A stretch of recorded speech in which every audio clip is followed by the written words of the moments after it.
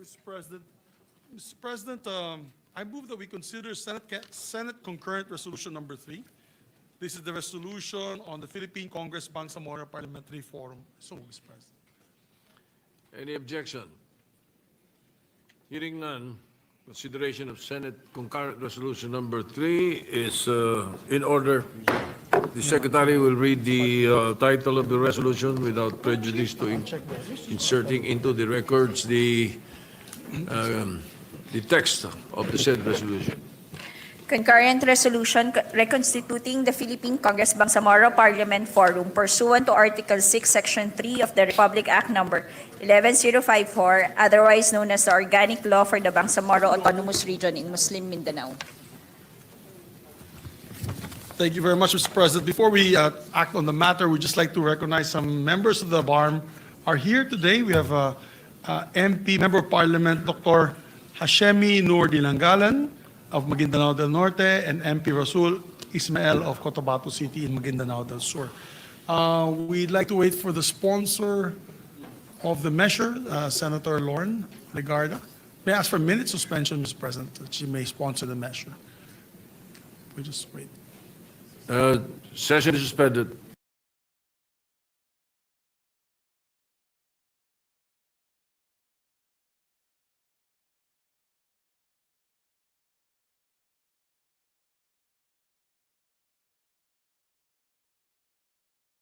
Permission of Senator Lauren Legarda, I will be the one to sponsor as co-author and co-sponsor of the measure. Mr. President, I rise today, if I may be recognized, Mr. President, if I may be recognized. Yes, go ahead. You are. Thank you. Recognized. Mr. President, I rise today to co-sponsor this resolution reconstituting the Philippine Congress Bangsamoro Parliament Forum in keeping with Article 6, Section 3 of the Bangsamoro Organic Law. We constituted the forum last Congress and we are now reconstituting it for the current Congress. As we all know, the Bangsamoro Autonomous Region remains in transition. To remind the Chamber, the BOL was passed in 2018. 7 years later, they still have not been able to elect their own Bangsamoro government. Their long-awaited election, which was supposed to be held this October, has yet again been postponed to the coming year, with the Supreme Court saying that the new and valid districting law must be first passed before the BARM can undertake its elections no later than March 31, 2026. And yesterday, we had a fruitful discussion, Mr. President, with the members of the Bangsamoro Parliament, together with their Speaker Jacob, and we agreed that we shall have this election very soon, hopefully right after the Ramadan. Mr. President, matagal na pong naghihintay ang ating mga kababayan natin sa BARM na makapaghalal na kanilang mga representante sa Bangsamoro Parliament. Ilang beses na po silang nabitin. First, the pandemic slowed down their transition. And then, when they seemed to have found their footing, they were suddenly given a new challenge to contend with over the past year, which was the exit of Sulu and its ramifications under the Supreme Court ruling. In light of this, it is of utmost importance that we reconstitute the Philippine Congress Bangsamoro Parliament Forum immediately so we can strengthen coordination and cooperation among our parliamentarians and ensure the proper implementation of the Bangsamoro Organic Law, which I authored and sponsored. The BOL is a landmark piece of legislation, but like any law, it is only as good as its implementation. And so we want to work with our counterparts in the Bangsamoro Parliament to discuss legislative ways forward, especially given Sulu's exit from the region, leaving empty parliamentary seats in its wake. We knew this would cause problems in terms of districting and parliamentary allocation, so we have to get together and solve them under the Philippine Congress Bangsamoro Parliamentary Forum. Once again, maraming salamat sa ating mga senador at sa Senado at sa ating bansa. We hope that we can pass the soonest and elect members of this forum so that we can discuss legislative on a legislative agenda, especially on the rescheduling of their elections under law. So once again, maraming salamat, Mr. President. Thank you, the Majority Leader. Yes, We'd like to also recognize the chairman on the Committee on National Defense, Peace and Reunification, no other than Senator Lauren Legarda. Senator Lauren Legarda is recognized. Thank you, Mr. President. Distinguished colleagues, I rise to sponsor concurrent resolution number 3, reconstituting the Philippine Congress Bangsamoro Parliament Forum, or PCBPF, created under Republic Act 11054, otherwise known as the Organic Law for the Bangsamoro Autonomous Region in Muslim Mindanao. The PCBPF serves as a permanent platform for cooperation between the national government and the Bangsamoro Parliament in the exercise of their respective legislative mandates. The establishment of BARM stands on the foundation of many years of negotiation, institution building, and the shared pursuit of lasting peace. Yet peace requires continuous attention and endures only when the channels of communication remain open and grounded in mutual respect. The PCP-BF was conceived precisely for this purpose. It brings the national and regional legislatures into regular conversation, allowing concerns to be surfaced early, ensuring that measures align with the commitments under the Comprehensive Agreement on the Bangsamoro, mindful of the truth that national and regional laws intersect in ways that shape the daily lives of the Filipino people.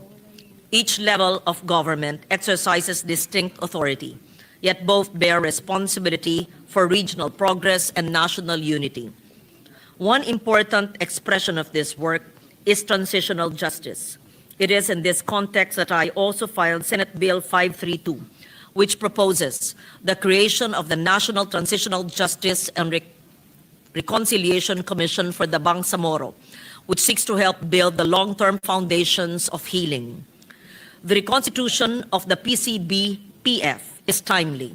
The Bangsamoro Transition Authority continues to guide the region towards its first regular parliamentary elections, a milestone that will define the institutional future of BARM.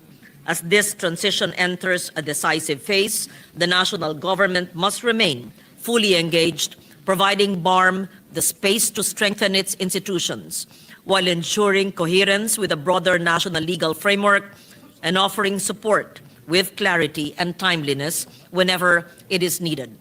Having first convened in the 19th Congress, with this representation serving as co-chair leading the Senate panel, the PCB-PF must continue its work to allow national legislators to gain clearer insight into the evolving needs of the Bangsamoro, particularly in education, health, social justice, and development programs, thereby strengthening policy decisions that ultimately serve the entire Filipino nation.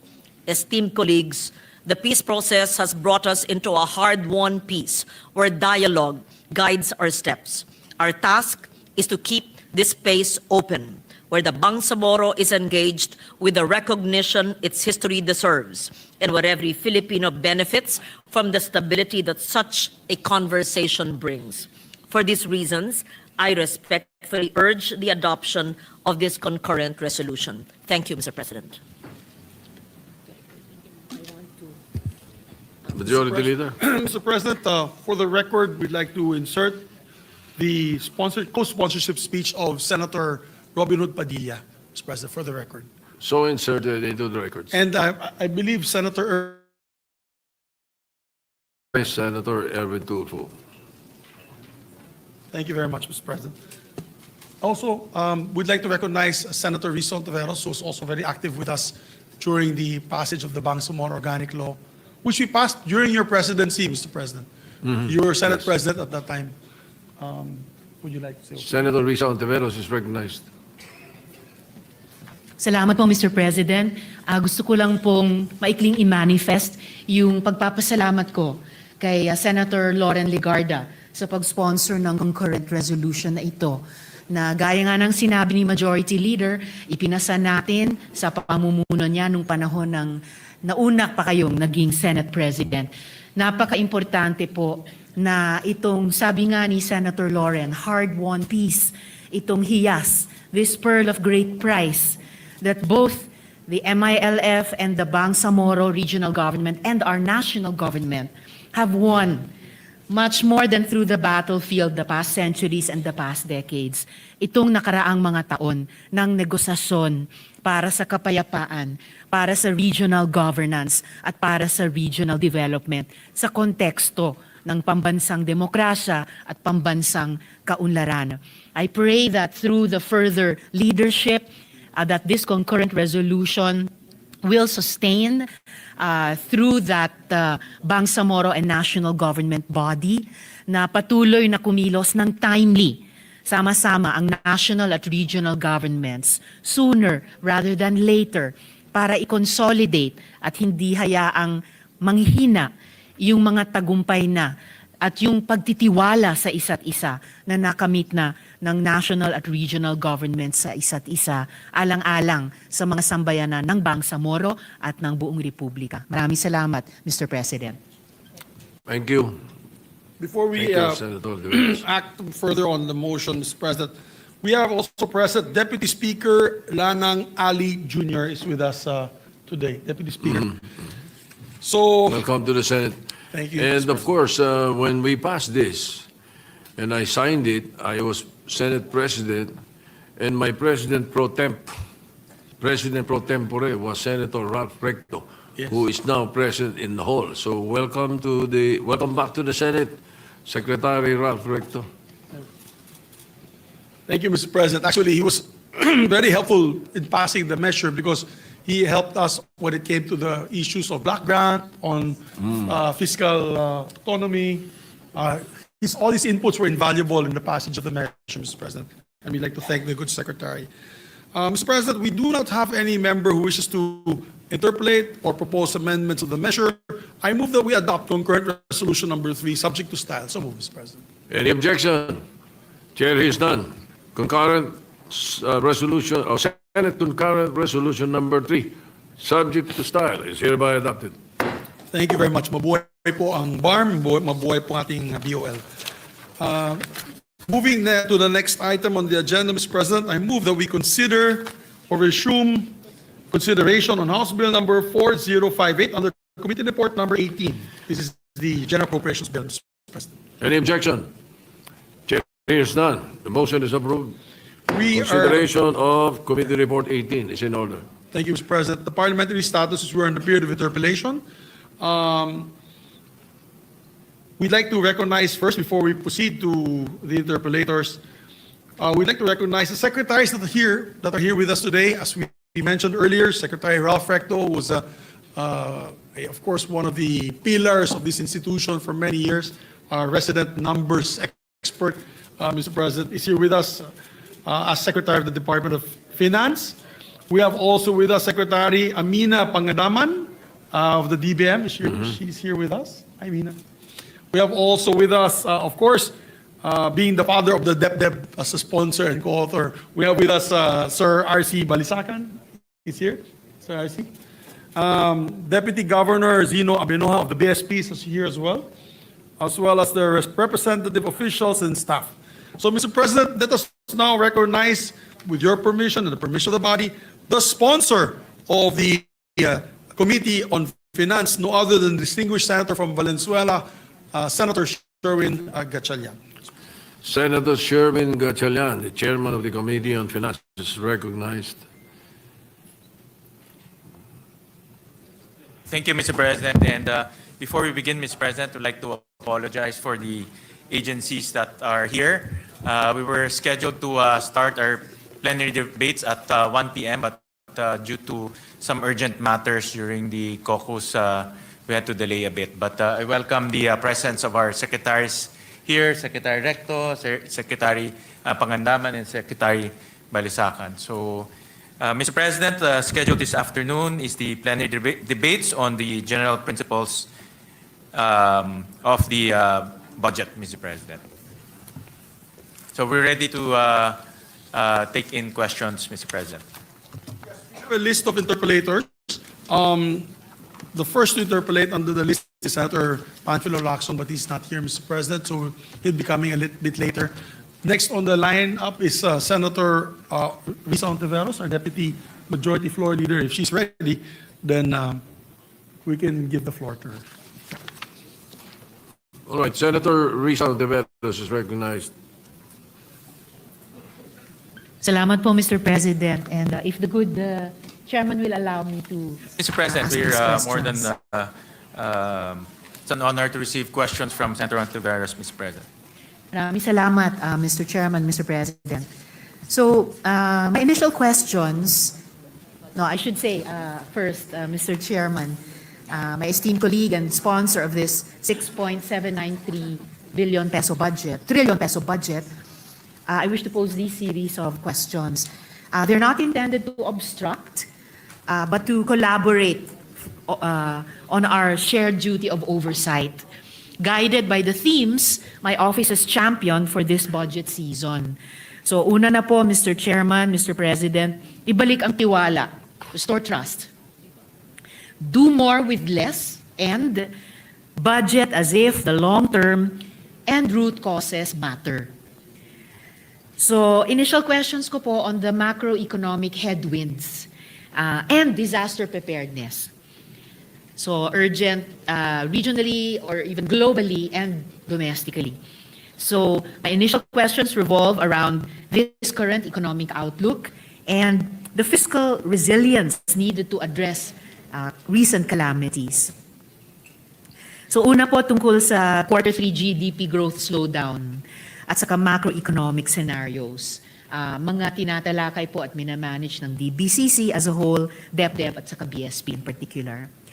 So Mr. Chairman, what specific factors caused the third quarter 2025 GDP to slow down to 4%? Was it due to political infighting between the camps of the President and the Vice President? Was it due to low DPWH disbursements or other reasons? And do you have a report on this, Mr. Chairman?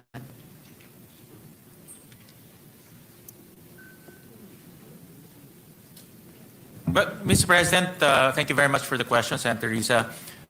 Two factors. Number one is the second half of the year, we experienced a lot of typhoons, including a massive earthquake in Cebu and in the south. This caused a lot of school cancellations, work cancellation, and in effect, a slowdown in terms of economic activity.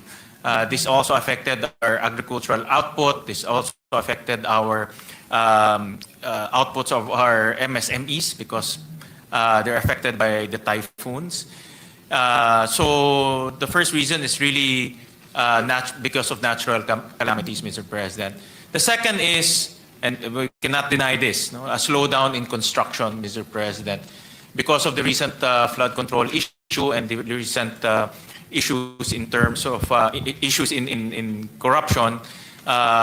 There was a slowdown in terms of government spending in construction. And this has massive ripple effects, Mr. President, because the construction industry generates a very big multiplier effect, about 10 times, Mr. President. So, in other words, pag nagka-slowdown sa construction, yung mga contractors hindi kukuha ng mga empleyado, hindi bibili ng mga materyales sa hardware. So may mga ganitong ripple effects, Mr. President. So nagkaroon tayo ng slowdown about 4% this third quarter. Hindi po nag-factor in sa dalawang major factors na to, yung political infighting at the very top of government. No, Mr. President. To a larger extent, politics is always factored in any business, Mr. President, especially in our country. It's just a matter of how wide or how noisy it is, no. But in terms of the slight slowdown in our economic growth, politics is not part of it, Mr. President. I suppose, Mr. President, the good chairman is just being polite to ourselves dahil lahat po tayo nagtatrabaho sa gobyerno. Pero siyempre, kung ang isang bagay ay nagsimula sa pagkakaisa, kapag nag-break up yung unit team, imposible naman ay mga presumptions of political stability na mag-undergird sa further economic development or even specifically GDP growth ay walang epekto talaga. So I'll just leave that. Kung meron man, Mr. President, it's very hard to quantify. It's very difficult to quantify the effects. But kung meron man, I think probably a lot, especially the local businessmen, Mr. President, marami sa mga lokal na negosyante natin parang sanay na sila sa politics. I think the effects will be largely from foreign investors or foreign companies who are here, Mr. President. Salamat, Mr. Chair. Sana hindi masyadong masana yung mga local business persons natin sa ganitong medyo katinding political infighting. But salamat sa candor ninyo of making of record. That of course, as for any country, hindi po tayo immune na medyo or maapektuhan nga ang mga foreign investors, which makes it important for us to still keep, if not front and center of our minds when we're discussing the budget for next year, at least nasa puso natin na importante na magkaroon ng some kind of productive, kung hindi man na conflict resolution, conflict management, para din sa ating mga local na investors at saka business sector, private sector. Does the good chairman have a report on at least the top two factors na sinight nila kanina, how these affected and in fact produced that slowdown in the growth of our GDP this third quarter or during the third quarter, Mr. Chairman?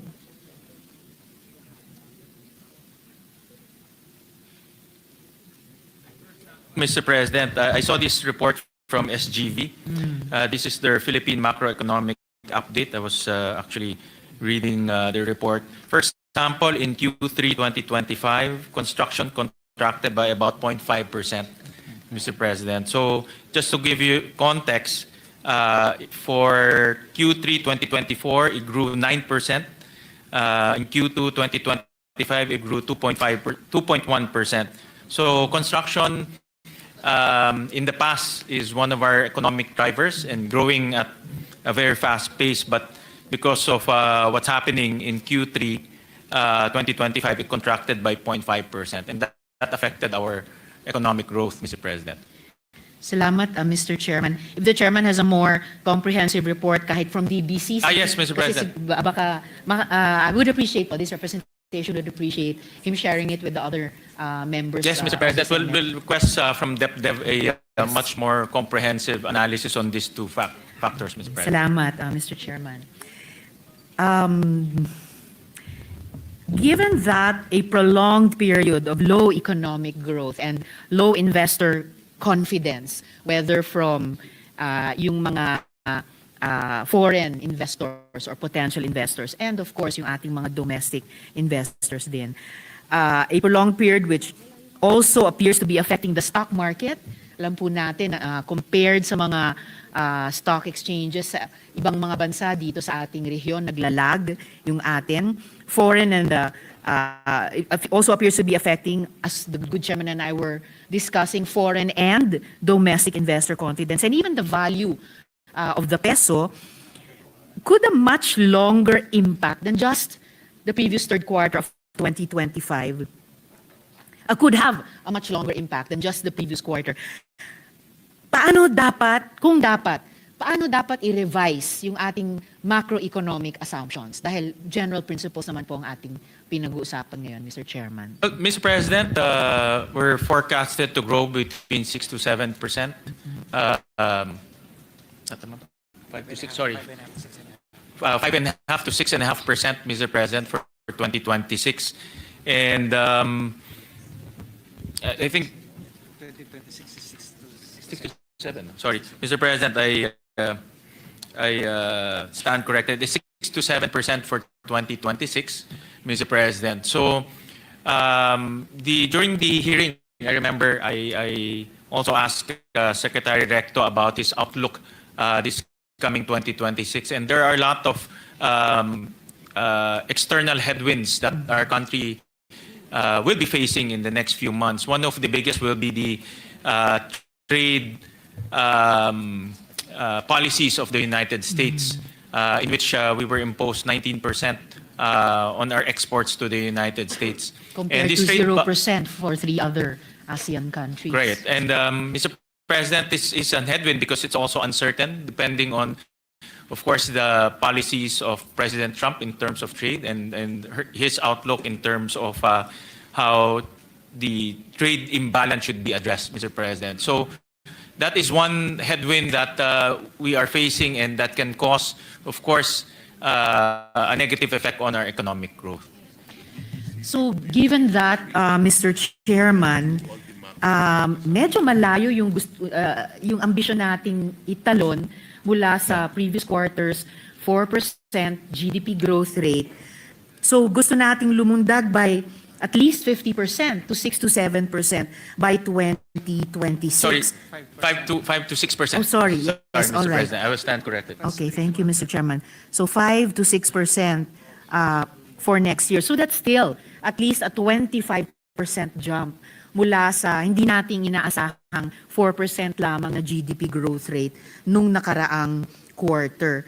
So hindi ba ibig sabihin naturally na kailangan meron tayong i-revise sa ating current macroeconomic assumptions, or we'll just continue doing it the way or we'll continue proceeding on the same assumptions, just do them more or more intensively? Or I would presume by logic lang po, by common sense, Mr. Chair, na mayroong kahit papaanong revisions sa ating macroeconomic assumptions. Kasi in a way, catch-up plan ito at medyo very demanding catch-up plan from 4% to 5 to 6% next year, Mr. Chairman. Tama kayo, Mr. President. Talaga magkakaroon po ng pagbabago sa forecast natin until end of the year. And tama ho kayo, next week the DBCC will once again meet and talk about this, possibly a revision in terms of our 2025 economic growth. And also the succeeding years, Mr. President, 2025 to 2028. So, Mr. President, there are a lot of factors that we cannot control. No? For example, in dalawang bagyo, no, si Bagyong Tino and Bagyong Uwan, na dumating sunod-sunod, and we saw the devastation that the two typhoons created in our country. The earthquake, Mr. President, also created a lot of aberration in terms of economic activity in the South. So all of this will be reviewed and discussed during the DBCC meeting next week. At least, Mr. Chairman, I'm glad to know na magmi-meet na nga ng maaga ang DBCC para i-review itong mga macroeconomic assumptions. And confident naman ako na malakas ang intensyon natin dito sa Senado to pass, aside from the most transparent and accountable, the most responsive and proactive budget possible that we can produce, of course, together with the House, para sa 2026, na kung hindi man natin ma-anticipate yung harinawa, i-share din ng DBCC sa atin after their meeting next week in terms of revised macroeconomic assumptions, moving forward in the next few years, sa pamamagitan hindi lamang ng Senate Finance Committee, pero halimbawa ng LEDAC, na pwedeng i-align, no, yung revised macroeconomic assumptions ng DBCC or particularly ng DepDev at yung continuing na legislative work natin dito sa Senado, including in terms of the annual GAAS, para for one, to support yung pag-achieve nung mas mataas na growth rate ng GDP ng ating bansa sa mga susunod na taon, Mr. Chairman. Mr. President, Secretary Recto mentioned to me, and the economic managers also are in unison on this, that part of this might not be an economic policy, but part of the confidence building and bringing trust to the government is making sure that people who are involved in flood control corruption will be put to account, and also will be held into account, and also make sure the government will make sure that they will be put in jail, filed cases and put in jail before the end of the year. Part to ng confidence building, Mr. President, because if you talk about bringing trust to the government, it's not only the trust of our people, but trust of the business community. Thank you for that. Thank very much, And Mr. Chairman. Secretary Recto mentioned to me that that is an assurance to the Filipino people that justice will be served and people will be put in jail before November 30. Yun po ang kanyang time frame, Bumilis Mr. ang President. timetable, Mr. Chair. So, filing Kanina umaga cases narinig po. natin before the end of the year or But before sabi niya, Christmas. Mr. President, may Before the end of makukulong the month. before November 30. I see, I see. So he said it in very confident manner, Mr. President. So, I understand, Mr. So that's in the Chairman. next 15 days, meron hong makukulong. I see, Mr. Chairman. And And we again, welcome that, Mr. President, because talagang wala hong matututo kung walang makukulong eh. At mauulit lang ho ito kung hindi ho makukulong talaga. At mawawalan po ng kumpiyansa ang business community, ang mga investors sa atin kung hindi ho natin gagawin to. And also consumers, Mr. President. And most importantly, taxpayers. No, kasi masakit ho talaga sa mga taxpayers natin na nakikita yung buwis ho nila nasasayang. Kaya it's also an economic policy to hold people to account. No? So by November 30, the economic managers assuring us that people will be put in jail. I 100% support, Mr. Chairman, yung mga sinabi ni Mr. Chairman na what are at stake dito sa usaping ito. And I thank the good chairman for stating that accountability itself is in a way an economic policy or a guideline or a foundation for our economic policies. And salamat sa chairman for affirming yung isa sa mga tema na sinabi ko ngang dala ko sa aking isip at puso dito sa interpellate sa ating budget. Yung usapin ng ibalik ang tiwala. As an aside, I recall that was also cited by Senator Kiko Pangilinan when he was co-sponsoring his and the Senate President's resolution, or rather bill, on really giving teeth by force of law dun po sa Independent Commission on Infrastructure na importanteng buuin ulit yung nabasag na pagtitiwala ng ating mga mamamayan sa gobyerno. And as he also said, na magbuo ulit ng isang bagong kasunduan or bagong covenant, no? Hindi naman bagong tipan kasi sa Biblia lang yon, pero isang bagong relationship of trust between government and the people. Siyempre, kasama na po bawat taxpayer, kasama na rin yung private sector na isa sa tatlong mahalagang bahagi ng ating lipunan. So maraming salamat, Chairman, para sa sagot na iyan at mga affirmation na iyan. So lastly for this topic, Mr. President, Mr. Chairman, I know that DepDev and the BSP have economic models. Pwede nyo bang inarrate, Mr. Chairman, inarrate sa atin ang isang low scenario or kahit worst case scenario? Specifically, ano pong mangyayari sa debt to GDP ratio at ano pong mangyayari sa underemployment sa ganyang low or worst case scenario? Anong mga sektor ang likely maapektuhan, no, at saang mga rehiyon?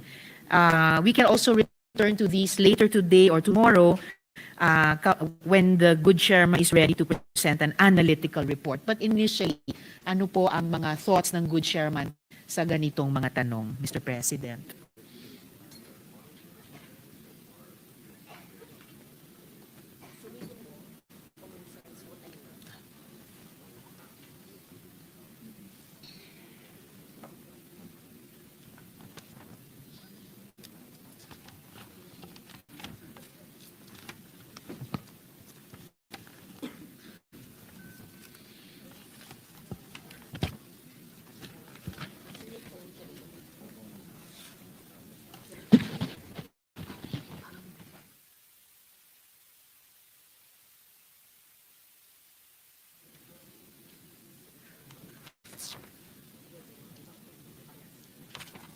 Mr. President, because there's a lot of headwinds and also events that are beyond our control. For example, the typhoon, Mr. President.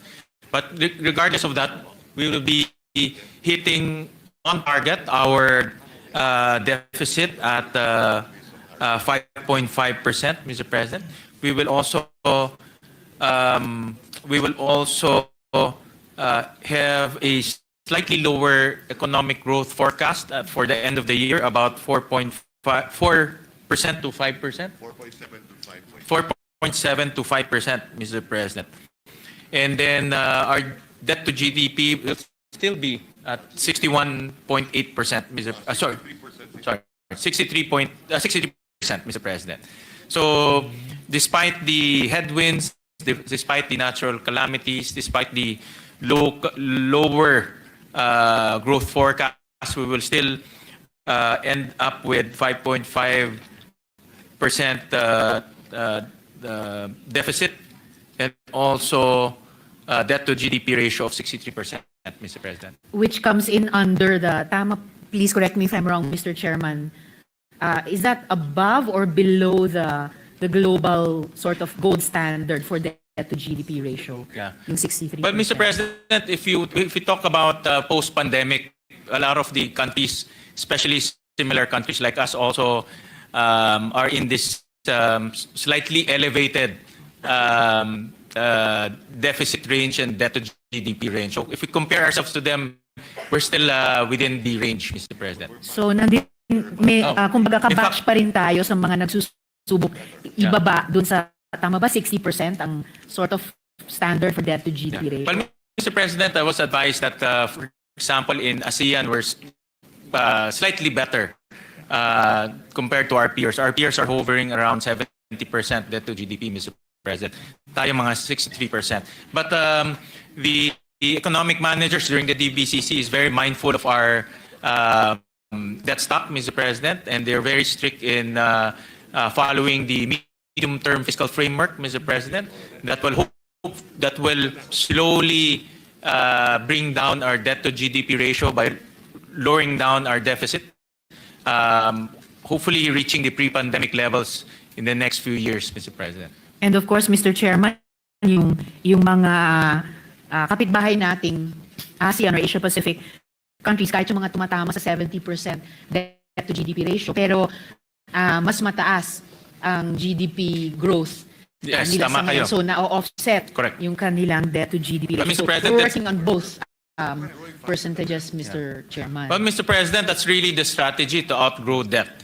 No, that's really the strategy.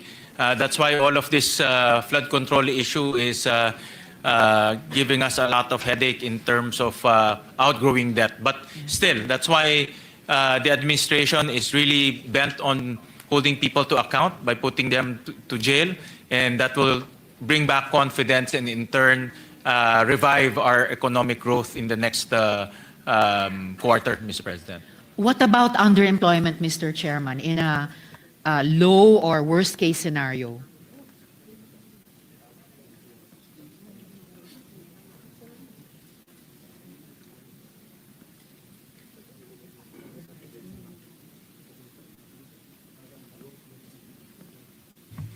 Mr. President, our underemployment, our unemployment is about 3.8%.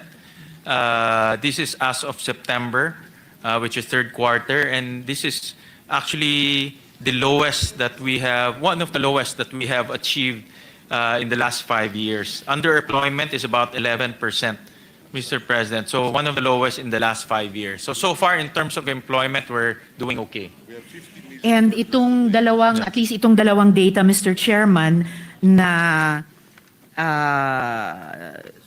debt to GDP ratio of 63% at saka underemployment of 11%, ito na yung low or worst case scenario na ina-anticipate natin. Tama po ba? Or Well, one of the lowest, Mr. President. Of course, if we can still push it down, that will be the best case for us, Mr. President. Okay. But looking at the data for the last 5 years, we're doing very well in terms of generating jobs for our constituents, Mr. President. And in terms po, Mr. Chairman, of this level of underemployment and this debt to GDP ratio, alin po yung mga sektor natin ang pinaka-apektado at aling mga rehiyon natin ang pinaka-apektado, Mr. Chairman?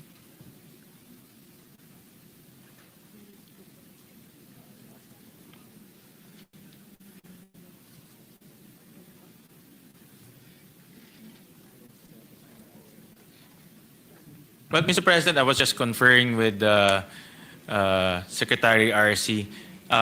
Agriculture remains to be one of the lowest in terms of output, in terms of growth. And that has been a challenge for us for many, many years, especially now, no, Mr. President, because of the typhoons. So in terms of region, is that the Visayas region is experiencing a lot of growth aberrations. Region 5, 6, and Region 6, 7, and 8, Mr. President, including the Bicol area, Mr. President, because dyan pumapasok yung bagyo. So 5, 6, and 7, and 8, Mr. President, are the areas that are experiencing aberration in growth, Mr. President. And hearing these data, Mr. President, Mr. Chairman, so lalong lumilitaw na yung importansya ng inputs, hindi lang sa development planning, pati sa budgeting ng mga regional development councils natin sa ilalim ng DepDev.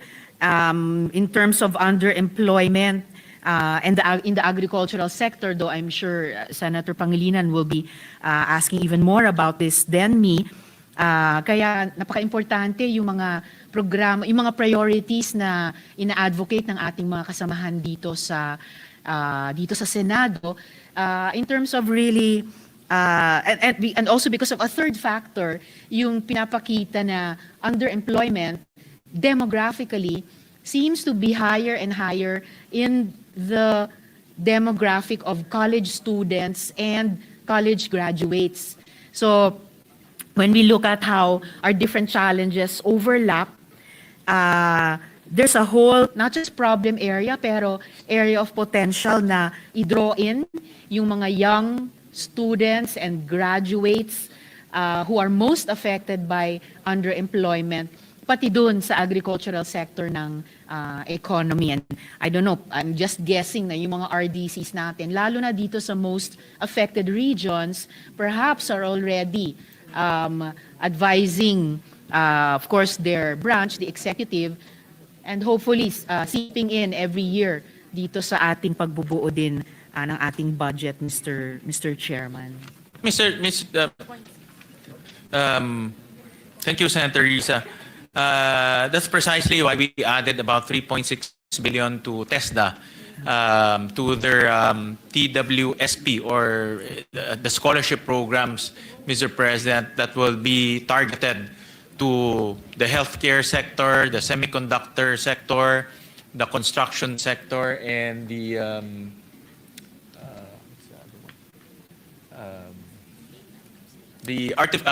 growth of artificial intelligence, Mr. President. So 4 sectors, specifically in the budget that we have actually we didn't identify it. It's the private sector advisory council that identified it and suggested that we should put scholarship in those very targeted sectors so that we can address the mismatch and address the future needs of our country, Mr. President. Of course, Mr. President and Mr. Chair, I welcome any additions to our technical and vocational training in these different sectors. Although wala po akong narinig na agriculture, but the chairman may wish to comment on that point more sa plenary debates natin on the DA budget. Yes, Mr. President. So, salamat, Mr. Chairman. I'll move now to my next topic on post-disaster rehabilitation and the need for a resilient budget. So ito naman po dun sa shop ng DBM, ng DepDev pa rin at ng DOF. So nagdeklara si Presidente ng state of calamity for 1 year. I understand that this will affect the procurement of the remaining 2025 programs and projects. Ibig po bang sabihin nito na pati yung 2026 GAA, once inaprubahan po natin, mako-cover din sa ilalim ng proclamation and emergency procurement?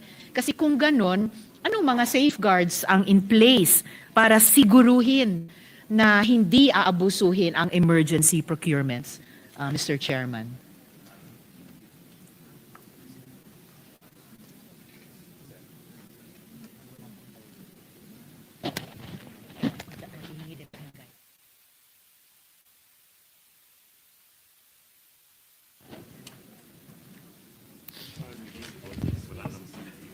Yeah. Covered po 2026, no. In fact, this also covers the local government units, Mr. President. So in other words, they can use their local and dream fund to spend for pre-disaster activities, buying equipment, putting up evacuation centers. So kasama po ang 2026, Mr. President. Kung ganon, Mr. Chairman, paanong hindi aabusuhin yung emergency procurements? Ano pong safeguards na meron na tayo? Because we don't, on the heels of itong pinaghihirapan nating i-resolve na at wag maulit na flood control scandal, ayaw din nating maulit yung Pharmaly scandal, halimbawa, nung panahon ng pandemya, Mr. Chairman.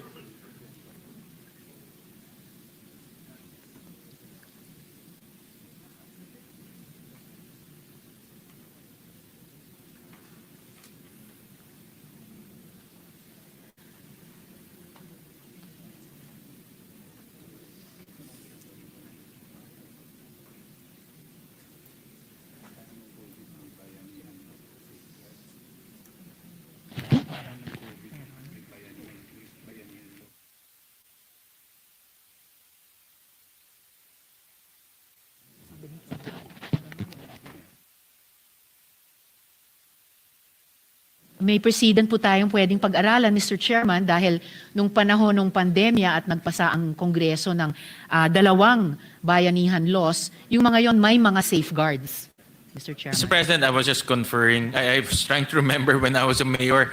May menu ho siya for pre-disaster, no? So you cannot just buy outside of the pre-disaster activities, Mr. President. So it's really meant to prepare the local government units, the national government, to respond to the disaster or impending disaster so that they can prepare for it, Mr. President.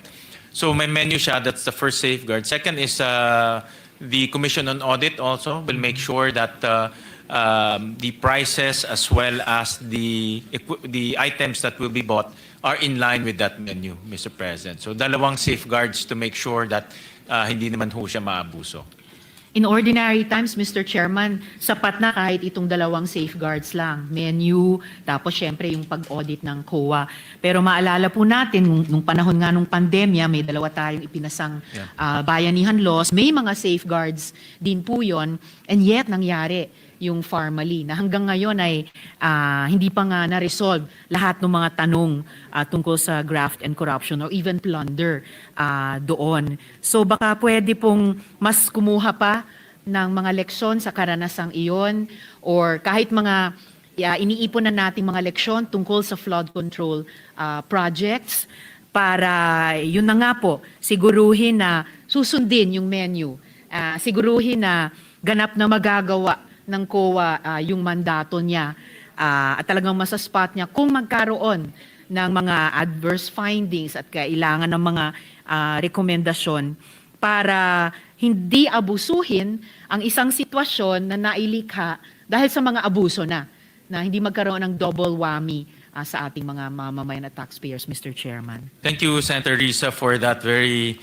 important reminder, Mr. President, and also a very important point that you made so that the government, local governments, national government will not abuse this mechanism of allowing them to buy without any bidding for pre-disaster purposes. Or any LGUs for that matter, Mr. Chair. For LGUs for that matter. So I was advised by the Secretary of DBM that we will also come up with a GPPB resolution to make it more targeted, Mr. President. So gagawin pa nilang granular yung pwedeng bilhin ng mga LGUs. At they will also come up with a sort of like a indicative price for those items, Mr. President. So hindi siya pwedeng, let's say, bibila sila ng let's say lang cement bag, no, or yung pang cover ng mga baha. Hindi naman pwede yung pricing double or triple what the market is already offering, Mr. President. So they will make it more granular through a GPP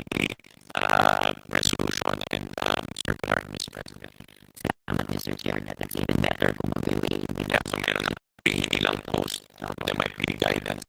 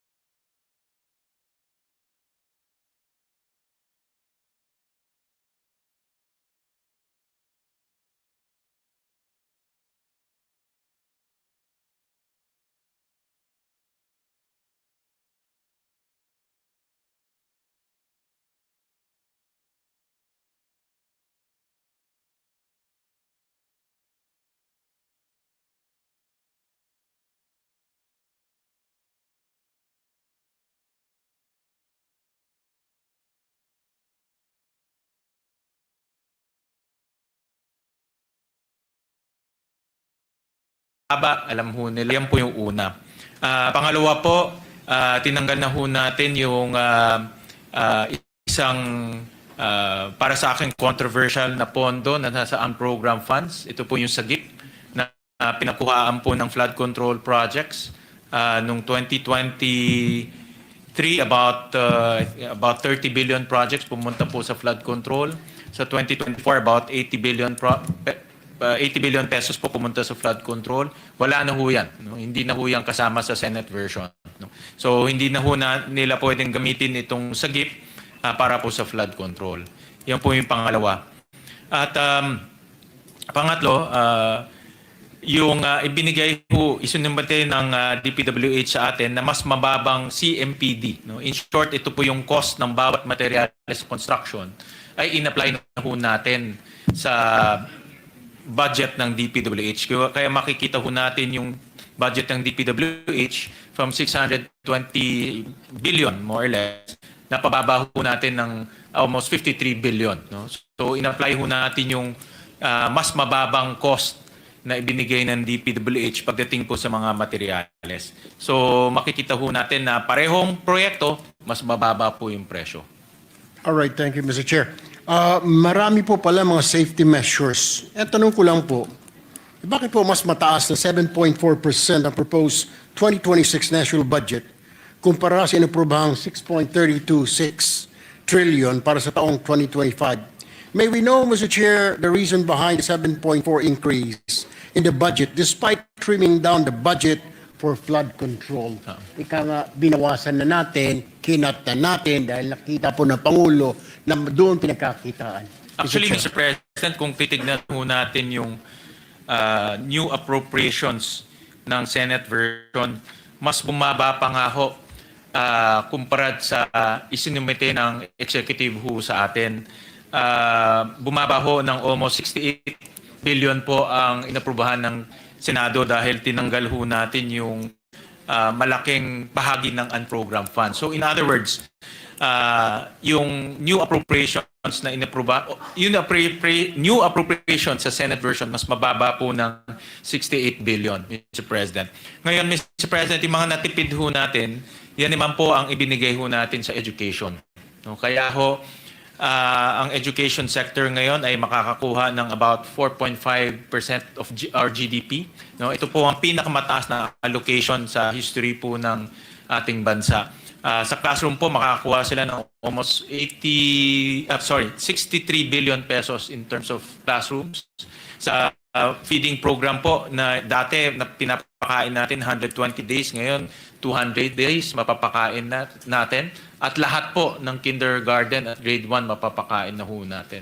So in other words, Mr. President, sa madaling salita, itong natipid ho natin, inilagay natin sa mga importanteng proyekto, lalo na ho sa edukasyon. Panghuli na lamang na katanungan, Mr. Chair, Mr. President. Malaki ho na ititipid natin na sabi ho ninyo kanina lamang. Pero hindi po kaya makaka-apekto naman ito sa performance po ng pamahalaan, tulad po ng execution ng mga flagship programs, tulad po ng mga ayuda, sunod-sunod po ang tama ng bagyo. I'm sure nagkukumahog po ang Department of Budget and Management sa ang kukuha ng pondo because patapos po ng taon pero kaliwat kanan pa po yung bagyo. So that's a problem. Hindi po kaya magkulang naman na yung budget para sa mga ito. That will be my last question, Mr. Chair. Yes, Mr. President, napakagandang tanong yan at bilang dating kalihim ng DSWD, alam niyo ho yung mga pangangailangan po ng ating mga kababayan, lalo na yung mga tinamaan po ng sakuna. Kaya ho, nagtaas tayo ng doon sa kaya ho, Mr. President, for the Dream Fund, nagtaas po tayo ng budget from 2025 na 21 billion, naging 28 billion po. Ang QRF from 7 billion, naging 16 billion. So ito yung mga budget na kakailanganin po natin para rumisponde sa mga kalamidad, Mr. President. Thank you, Mr. Chair, Mr. President. Thank you, Senator Kiko Pangilinan. Thank you, Senator Marco Reza. Thank you for giving way. Maraming salamat po. I will ask a few more questions in my next round, Mr. Chair. Maraming salamat, Senator Erwin. Thank you po. Majority Leader. Thank you, Mr. President. Mr. President, next in the lineup is Senator Kiko Pangilinan, Mr. President. Senator Francis Pangilinan is recognized.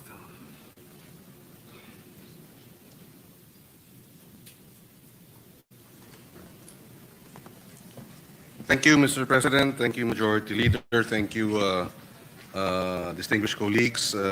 We would like to ask a few questions on the general principles to our chairman of the Committee on Finance. And therefore, we can proceed. Thank you, Mr. President. Mr. President, as far as general principles is concerned in the development, the DBCC, I guess it's very clear that the drop in the economic numbers, the GDP growth for the last quarter is very telling. The projected growth was about 5.4, 5.5%. 5.5, Mr. President, projected. But the actual number was 4%. For third quarter, Mr. President. Yes. So the average to date is about 5%, Mr. President. Yes, and this third quarter drop is the lowest in, Since the pandemic levels, Mr. yes, President. yes. And therefore, it's a serious cause for concern. In that drop, Mr. President, have we factored in the numbers of the agriculture sector? Because I understand their numbers were much better. Yes? Yes, those numbers factored in the agriculture sector, Mr. President. But, Mr. President, for third quarter, our agriculture grew by 2.8%, Yes, Mr. President. yes. So it's really the construction sector that dragged down the economic growth, Mr. President. Yes, that's correct. The agriculture sector grew by 2.8% in the last quarter. But what is the projection for 2025? What would be the agriculture numbers, barring any major downturn in the economy? Are we projecting a higher increase in GDP contribution compared to last year?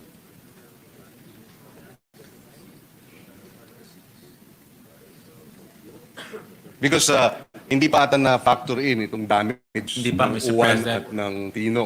No? Yeah. So, well, I asked that because,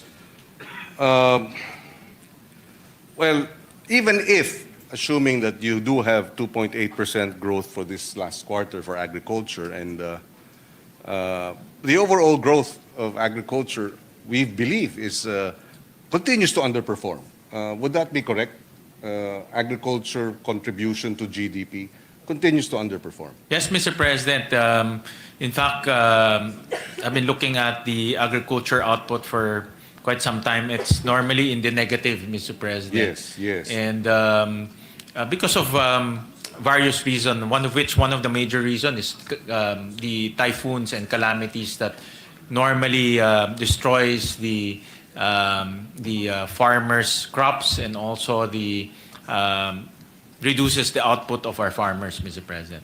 Yes, would you agree that if we spent more in agriculture, government spending in agriculture would somehow address the challenges of its underperformance? Well, Mr. President, spending is important, but why spending? And spending Yes. where it can lead to increase in output, increase in productivity, as well as address probably climate change or the effects of typhoons, Mr. President. So I believe that because of this unpredictable weather changes, we need to make sure that there is some form of shock absorber, Mr. President, so that farmers can recover as quick as possible from the onslaught of the typhoons, Mr. President. Mr. President, there's now an estimate for for full year 2025, the estimate is about 3%, Mr. President. So actually not bad for agriculture. But still underperforming. I mean, relative to Yes. other countries, for example. I go back to that point of, well, I would like to phrase it as we must have correct spending rather than corrupt spending. Yes, Mr. President, yes. absolutely correct. And the flood control is an example of corrupt spending. No? Now, if correct spending is important so that we can address what we all agree to be an underperforming sector, may we know why the DBM and the economic managers agreed to, well, did not provide the budget request as requested by the Department of Agriculture. The Department of Agriculture, if I understand correctly, requested for a 245 billion budget for 2026. But what was approved by the DBM and I suppose the Office of the President was 176 billion. In other words, a difference of 68 billion.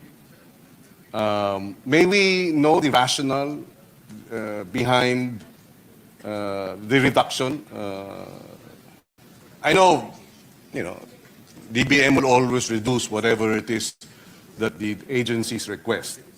But we'd like to know because, well, the context of my question is such that when are we going to catch up?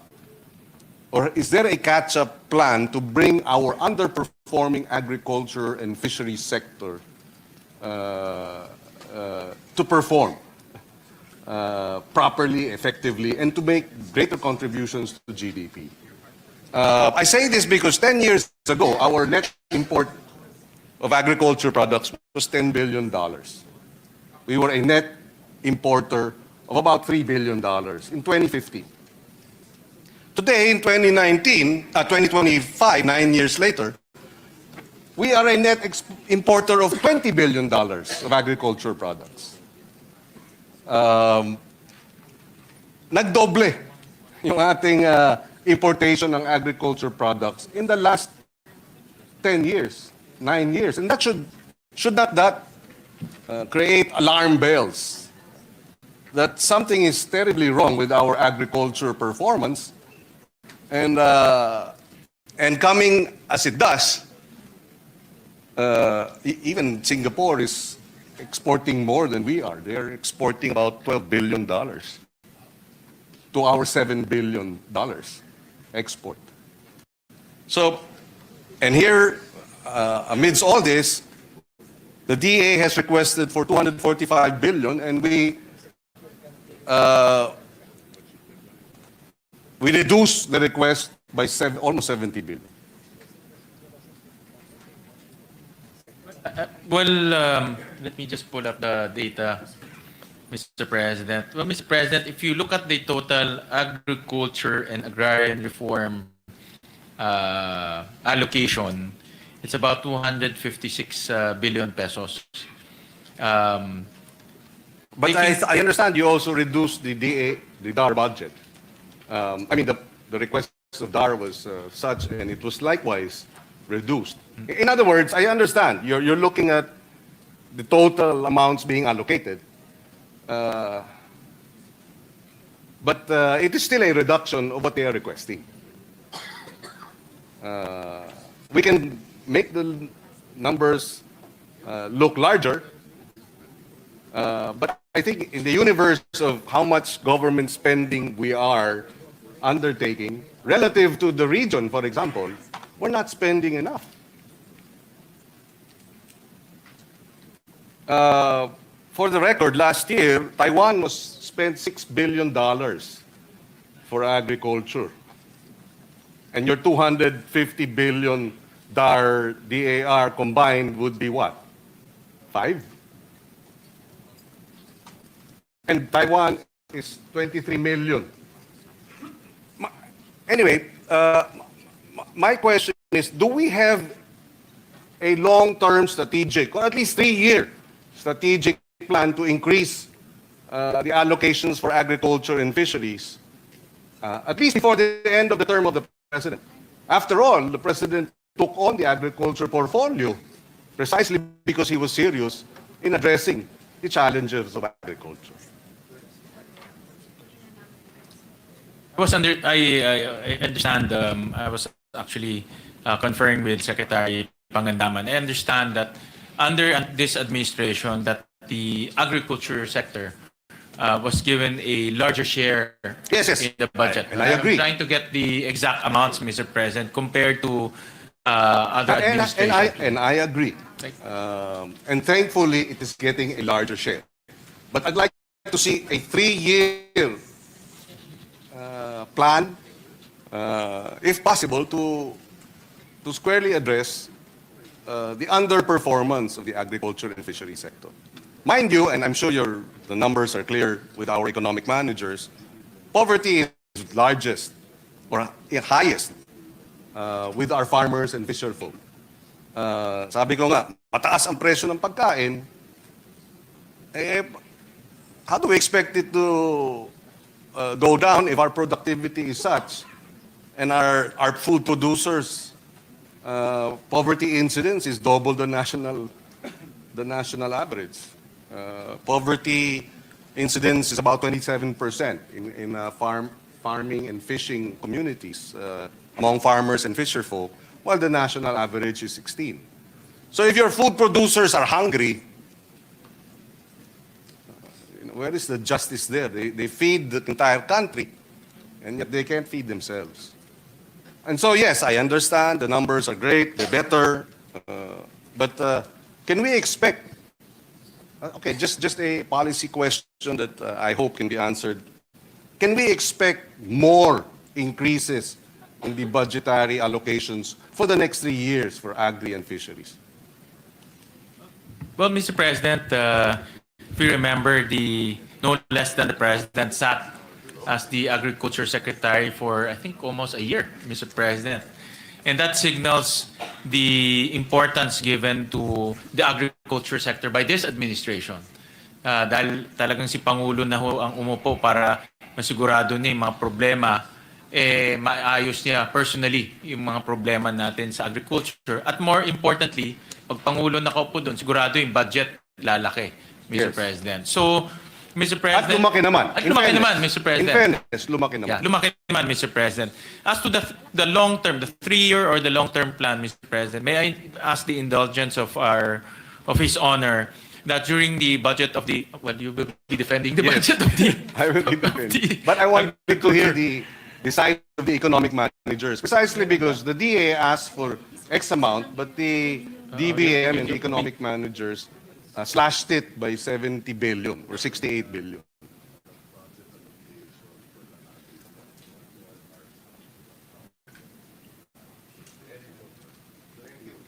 Yes, thank you. Yes, you're right.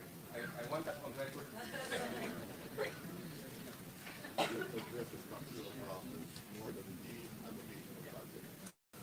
Actually, Mr. President, I was conferring with Secretary Recto and the economic managers. The agriculture sector remained to be a core and a key sector for the economic managers, Mr. President. And they do note that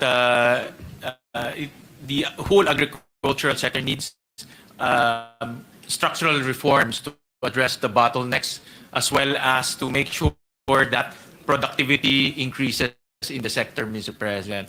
So, nabanggit ko kanina yung spending on the right and efficient programs and projects. That's also the concept that they are implementing, Mr. President, that it's not only spending or the peso amount being allocated to the entire sector, but addressing the bottlenecks and also the structural issues in the sector, Mr. President. Yes. So the economic managers acknowledges that. It's part of their agenda, Mr. President.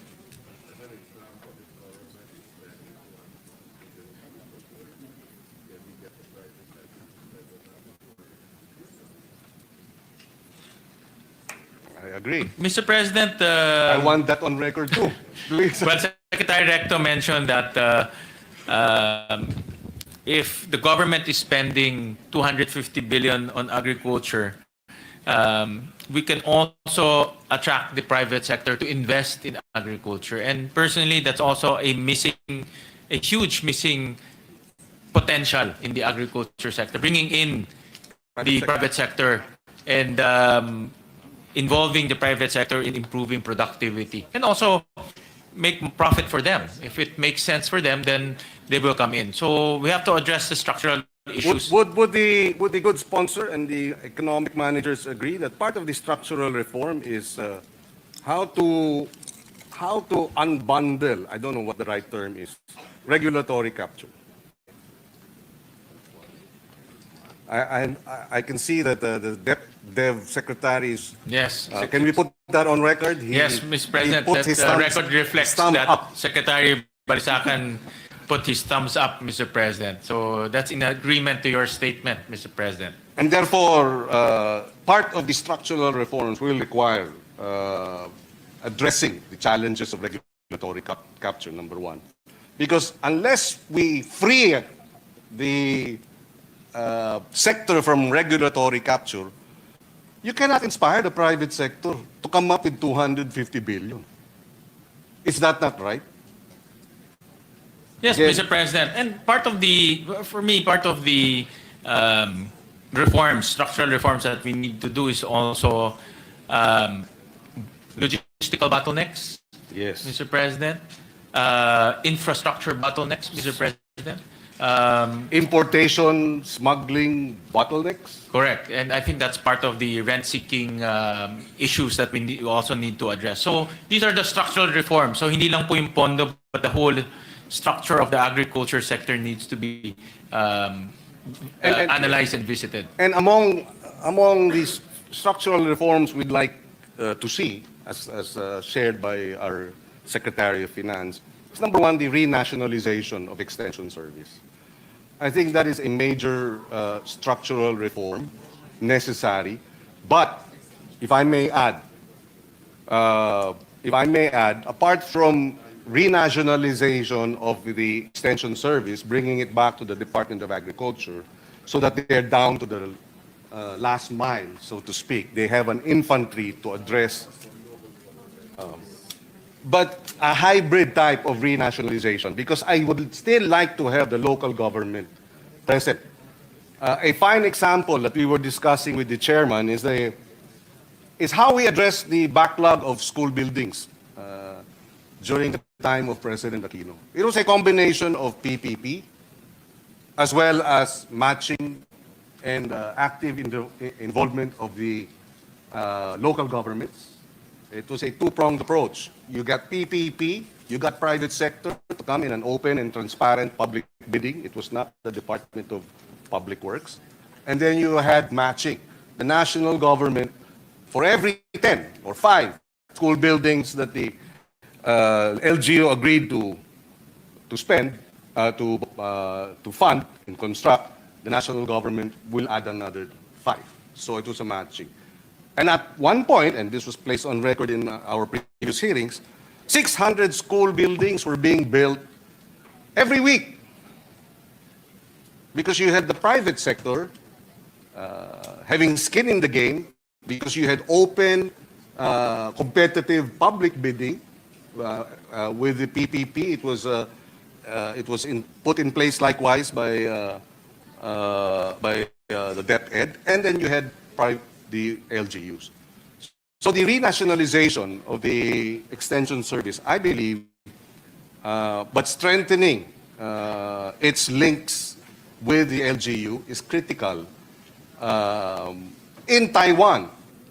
And I'd like this to be on record. The number of extension workers per farmer is 18 farmers, 1 extension worker. There are 580,000 farmers in Taiwan, according to their ministry. So you multiply 518 by 80,000 divided by 18. And that's the number of extension workers you have. 20,000. 28,000. So what is the equivalent for the Department of Agriculture? Because right now, and I've said this, I know, but that's why. But it'll be a combination precisely of LGU and a national extension workers programs, which I think will be, and that's why one of the laws that we will be, bills will be renationalization. The other is strengthening our agriculture co-ops. The regulatory aspect of co-ops should stay with the CDA, but we will amend it so that we re-establish the Bureau of Agriculture Co-ops under the Department of Agriculture. That too, structural reforms, so that matututukan ng DA yung mga kooperatiba ng ating mga farmers at fisherfolk. So yung regulatory function will be with the CDA, but the development intervention should be with the Department of Agriculture. But I have several other questions in that regard, but I'd just like to move quickly to the problem of the problem created by the policy of the BSP in the banking system when it issued the memorandum circular limiting cash transactions withdrawals to 500,000. And this was done September during the hearings of the Blue Ribbon Committee. Circular number 1218. And I've been receiving a lot of complaints that a lot of depositors, small businesses are saying suddenly it's so difficult to transact with the banks because there is a limit of 500,000 pesos per day. What happens to payroll? What happens to et cetera, et cetera? Is this not a knee-jerk response by the BSP? Are they willing to reconsider it? Mr. President, personally, definitely this is a knee-jerk reaction. Senator Pangilinan was the one who brought it up during the Blue Ribbon hearing na napakadaling mag-withdraw ng 500 million in cash. Yes. Two tranches. Two tranches. So that's 1 billion in cash ng isang maliit na branch ng land bank sa Bulacan. So na walang report, no? Na hindi na report sa AMLAC, na wala pong nakakaalam. And because of that incident and because of your comment on that, the BSP reacted by coming up with a policy that the maximum cash withdrawal is 500,000. Yes. Kaso lang nga, marami tayong lalo na mga MSMEs ang nahirapan ho dito. So, just a clarification, this 500,000 is across all banks, no? Whether government or private? yes, all banks, Mr. President. And I was made to understand po by BSP that pwede naman para lumaki basta may supporting documents. No? But then again, I guess as a general rule, everything is 500,000. But I understand that they are reviewing this policy because of a lot of negative comments that they are receiving. And Could it have been a contributory factor in the drop in economic transactions? And therefore, baka sana 4.2% ang growth natin noong third quarter naging 4 kasi nga ang hirap mag-transact sa mga bangko. I don't know. No? I'm just thinking off the top of my head. yeah, I think Senator Rector's made possible. This is possible. And also moving forward, it can also create some negative effects, Mr. President. And the BSP is the BSP acknowledged this, Mr. President, and they are now reviewing this policy. So, Yes, thank you. And you mentioned the land bank. And I remember this because there seemed to be a conflict between the BSP appreciation of what was happening and the land bank's appreciation of what was happening. Because the land bank, few days after we cited these concerns. Well, first, the BSP. The BSP, if I may quote, the BSP said, BSP shocked by cash piles in flood control corruption. No? This is a Philippine Star. It was worse than we thought. I'm quoting the governor, Eli. This flood control scandal was much of a shock to us as it was to you, but we're working hard to fix it. So that's the BSP concern. But the Land Bank, when was it? September 30 issued a statement saying that all their transactions with the DPWH were above board as we were investigating it. So, which is which? Is it shocking or is it above board? May we have a clarification, Mr. President?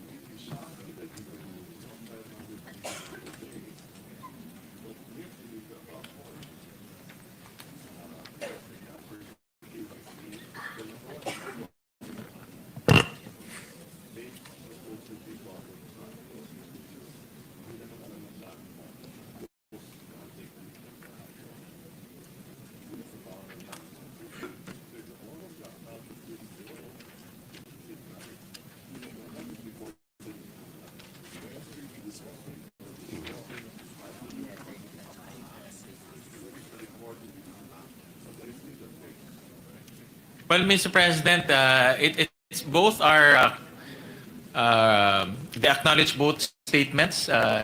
First, they were shocked because, like you have exposed, it's easy to withdraw 500 million pesos in cash in a matter of, and another 500 million pesos in cash in a matter of days. No? So, but based on their policy, this is within their policy, Mr. President.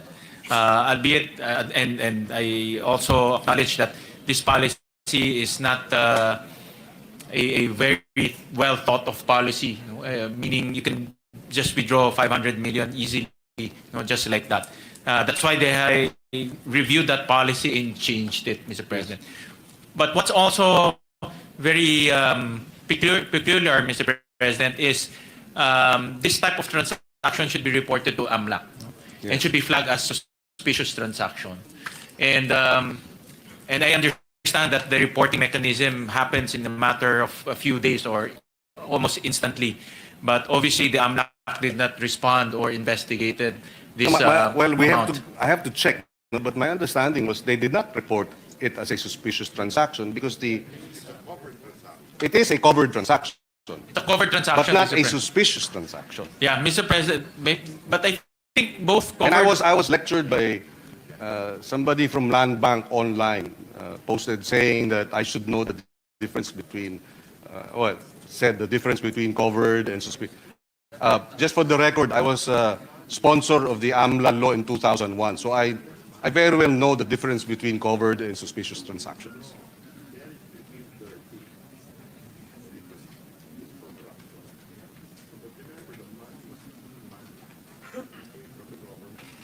Mr. President, I was made to understand that because this client, I understand ito yata si Sims.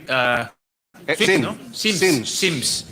No, si Miss Sims ay Sally Santos, I think the name is Sally Santos, if I remember it correctly. She passed the Know Your Client policy. And at the same time, she's a government supplier or contractor. So because of that transaction, the Land Bank assumed that everything is regular. And because she's a government contractor, the Land Bank allowed the withdrawal of 500 million pesos in cash because it was a payment to her for a government project. Hindi naman po alam ng Land Bank na ghost project pala yun. But perhaps they have to review their Mr. President, policies, because why not release it in a check? yeah, well, cash was requested, Mr. President. I know, but it's a government bank.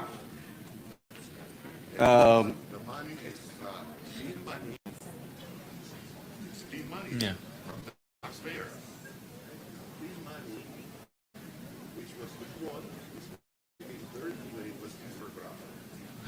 Well, Mr. President, because of regularity, no, si Miss Sally Santos was paid, no, because she's a contractor. Yes. But I think, Mr. President, personally, I think Land Bank should be circumspect and also be more vigilant in this type of transaction. Hindi Well, naman. my concern, yes, I share your sentiments, Mr. President. and I agree, yes, I agree with Yeah. you because, well, the statement of Land Bank felt like they were absolving themselves while we were still investigating them. No? I mean, I can understand they're protecting their bank, you know, and their depositors and their desire to protect the institution. They would resort to this, but you know, people are angry. And the public sentiment, as I said that, and the response of Land Bank, the people were saying they did not agree with the position taken by the bank. And anyway, moving forward, I think they should review that. Plus, you know, there's a, they say that when well, it's a matter of law that when you make a testimony or you come up with, you know, testimony, for it to be believable or credible, it has to be consistent with human experience. Of course, it's not exactly four square behind that release of 457 million in two tranches. But as a banker, and I've asked all maybe 5 to 6 bankers, and I said, would you consider this as a regular? The release of 457 million pesos cash in two transactions within a period of 2 days? And none of them said, oh, that's okay. All of them said, wait. And then, but you have Land Bank saying everything was above board, etc., etc. But at least, eventually, there were some intermediaries who relayed to me that they're reviewing their current position. And then I said, okay, thank you. But because my concern was precisely, you mean to say if that was above board, then we will have more 457 million cash transactions in the future, and it's still okay. So moving forward, I hope that matter is clarified, and also the 500,000 pesos cash perhaps should be revisited.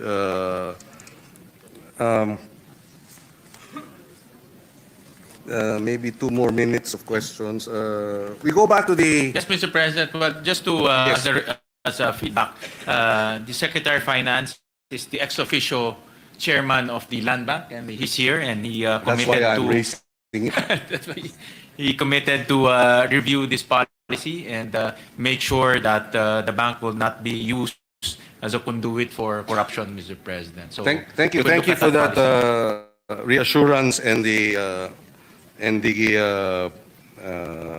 manifestation as expressed by the sponsors of the position of the ex officio chairman of the board of the Land Bank. I wish to go back to the revised poverty threshold. I raised this in the hearing, and the answer was tentative because they were still, I believe the Dev was still putting together the numbers. May we know what is now the poverty threshold? Do we have the numbers?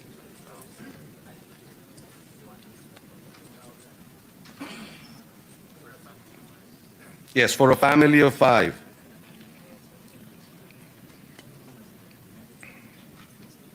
What was it before, and what will it be moving forward?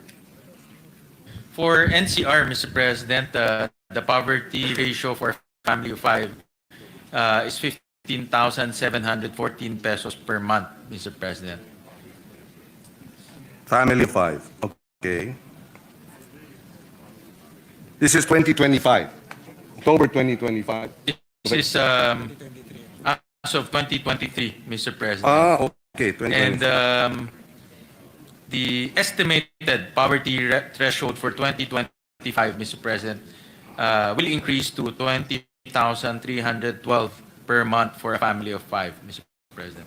Okay, that's the estimate, 20,000 Yes, Mr. President. for NCR. This is for NCR, Mr. President. So it's by region, or would you have? Yes, by region, Mr. President, because the food prices per region is different, Mr. President. But if you average it out, what is the national average?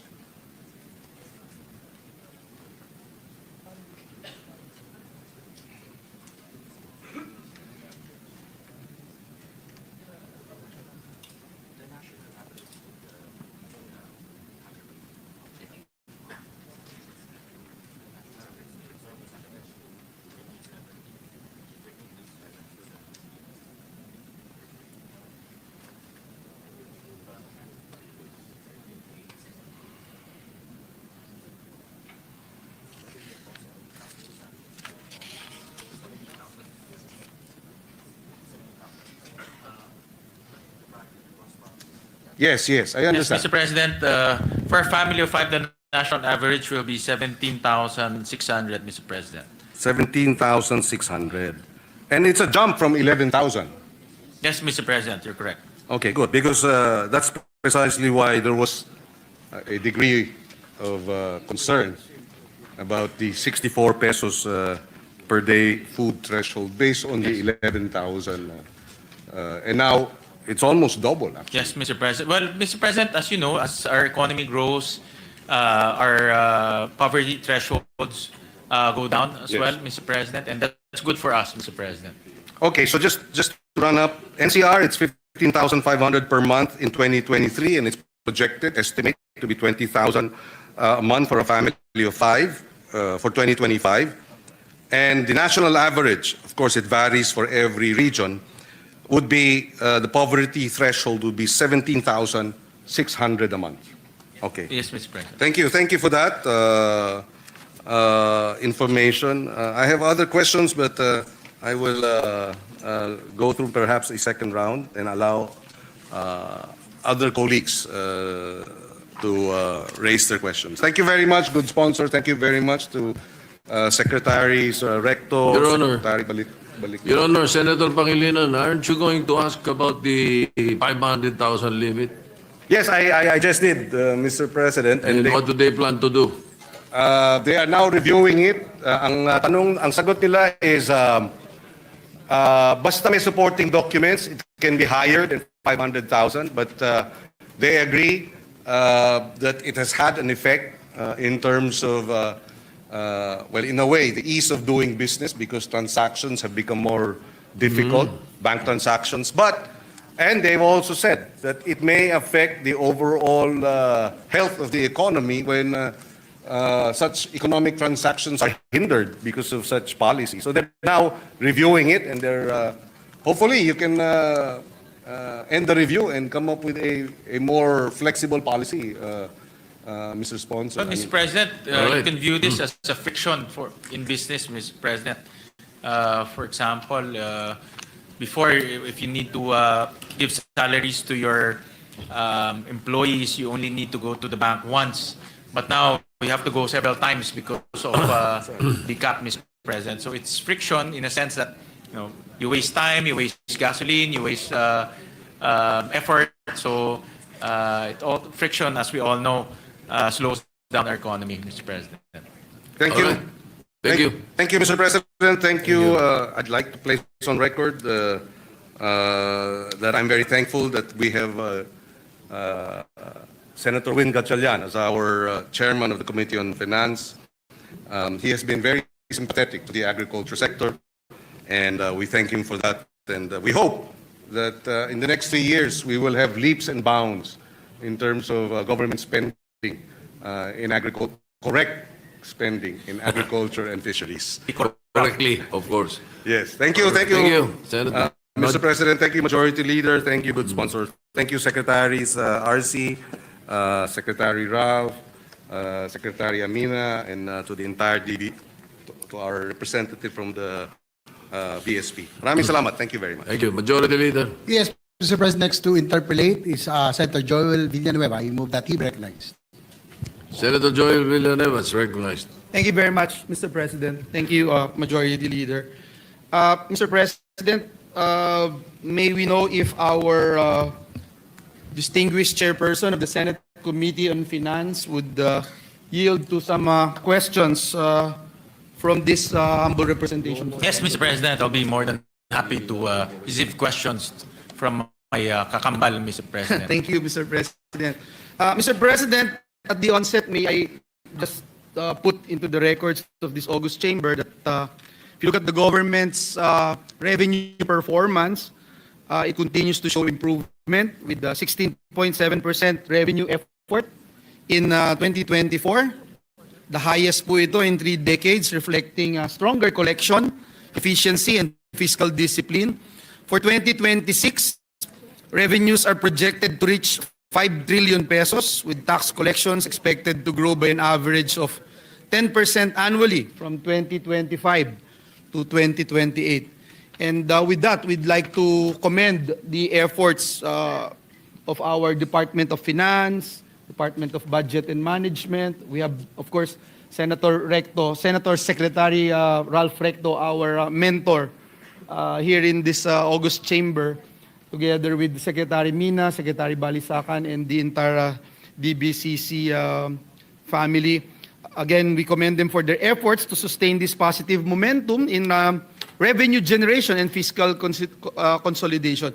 Mr. President, now as we transition to the implementation of program convergence budgeting, I feel that there is an opportunity, Mr. President, to further optimize spending and ensure that every peso borrowed and spent yields the greatest possible value to the Filipino people. So my first question, Mr. President, is while we acknowledge that revenue now largely cover operating expenses and debt service, while borrowings, yung inuutang po natin, ito pa rin po yung nagpa-fund ng ating capital outlays.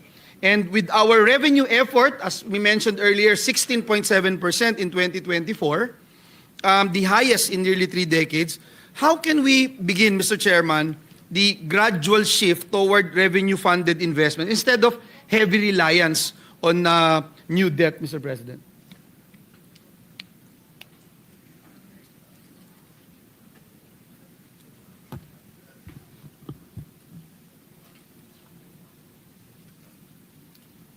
Mr. President, I can attest that the country is doing very well in terms of revenue effort. In fact, I just came from a tax forum in Jakarta, I think 2 months ago, and we were comparing numbers in terms of revenue effort here in the ASEAN.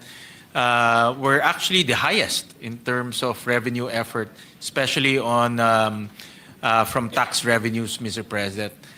Much higher than our peers here in the ASEAN, Mr. President. Although the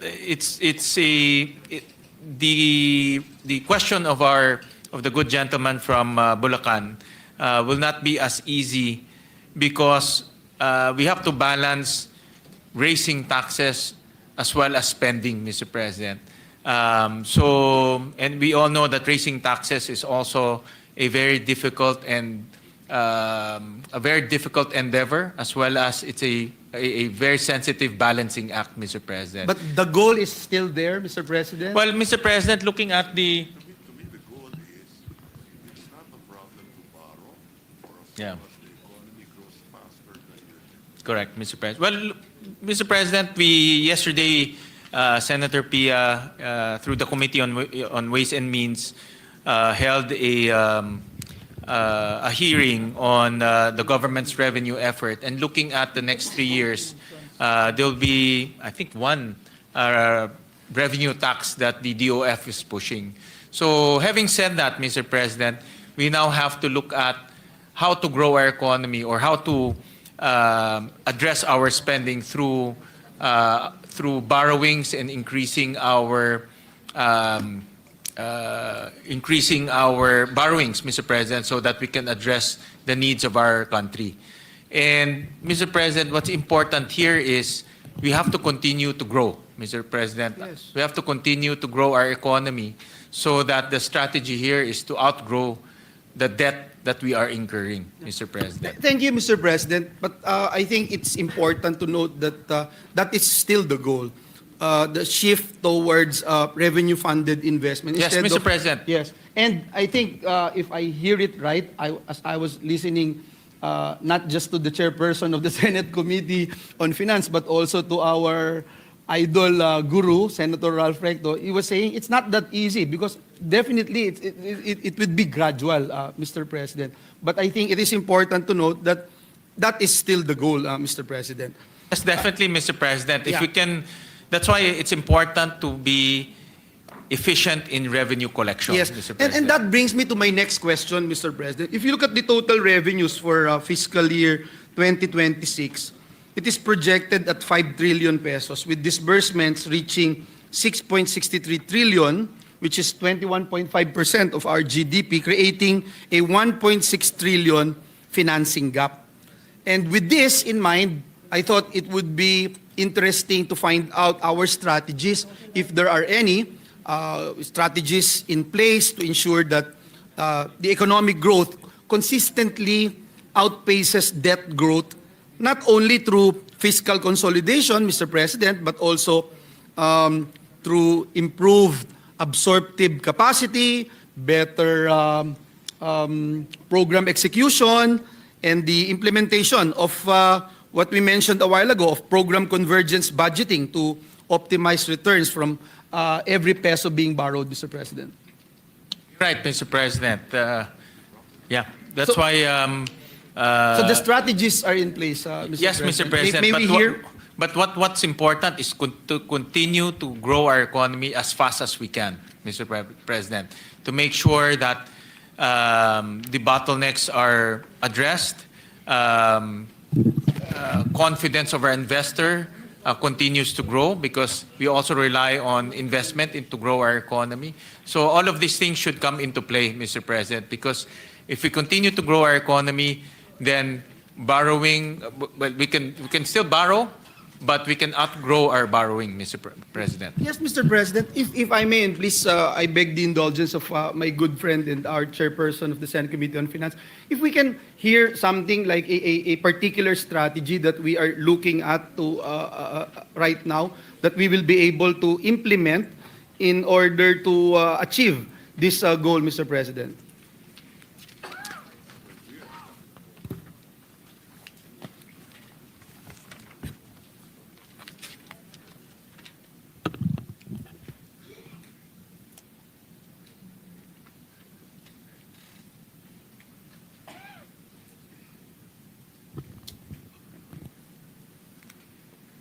President, we also approved here in the Senate the medium-term fiscal framework. And this is the guiding document for the DOF and the economic managers to reduce our debt and our deficit over time, Mr. President. Admittedly, this is not easy because of various headwinds that we cannot forecast. But the goal here is to reduce our deficit, reduce our debt to GDP, continue to grow our economy, Mr. President. Thank you, Mr. President. And I'm happy to report also, Mr. President, that we supported this particular measure, this initiative that aims to narrow the fiscal deficit from 6.5% of GDP in 2022 to 3% by 2028, bring down the debt to GDP ratio below 60%, sustain annual growth of 6.5% to 8%, and maintain infrastructure spending at around 5% to 6% of GDP to support economic expansion and job creation. Perhaps, Mr. President, what we are looking at, Mr. President, is perhaps ask, for example, Mr. President, a specific sector, yung bright spots, kumbaga ho, Mr. President, na pwede po nating makita right now. For example, yung pong trabaho para sa bayan law that we passed, I think they have already come up with a strategy on how we'll be able to come up with our master plan insofar as job creation is concerned.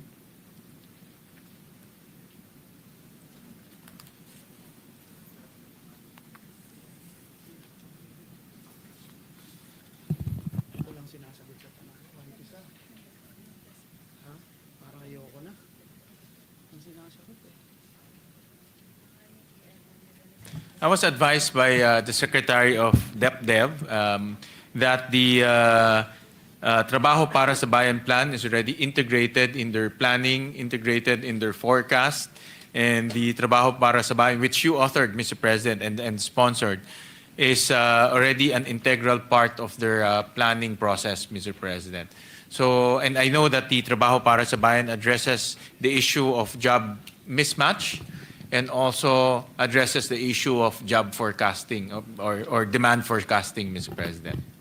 Thank you, Mr. President. Let me go to another topic that, of course, Mr. President, I don't want to leave sana itong program convergence budgeting, no? Yung implementation po nito.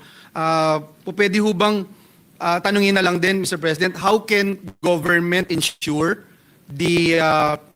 that borrowing supports projects designed for multiple and complementary uses, Mr. President? Kunyari po yung water impounding facilities that can also serve as irrigation sources during dry months, yung pong storage or retention systems during rainy seasons, Mr. President. May we know how can the government ensure na ganito po yung borrowing policy natin, Mr. President?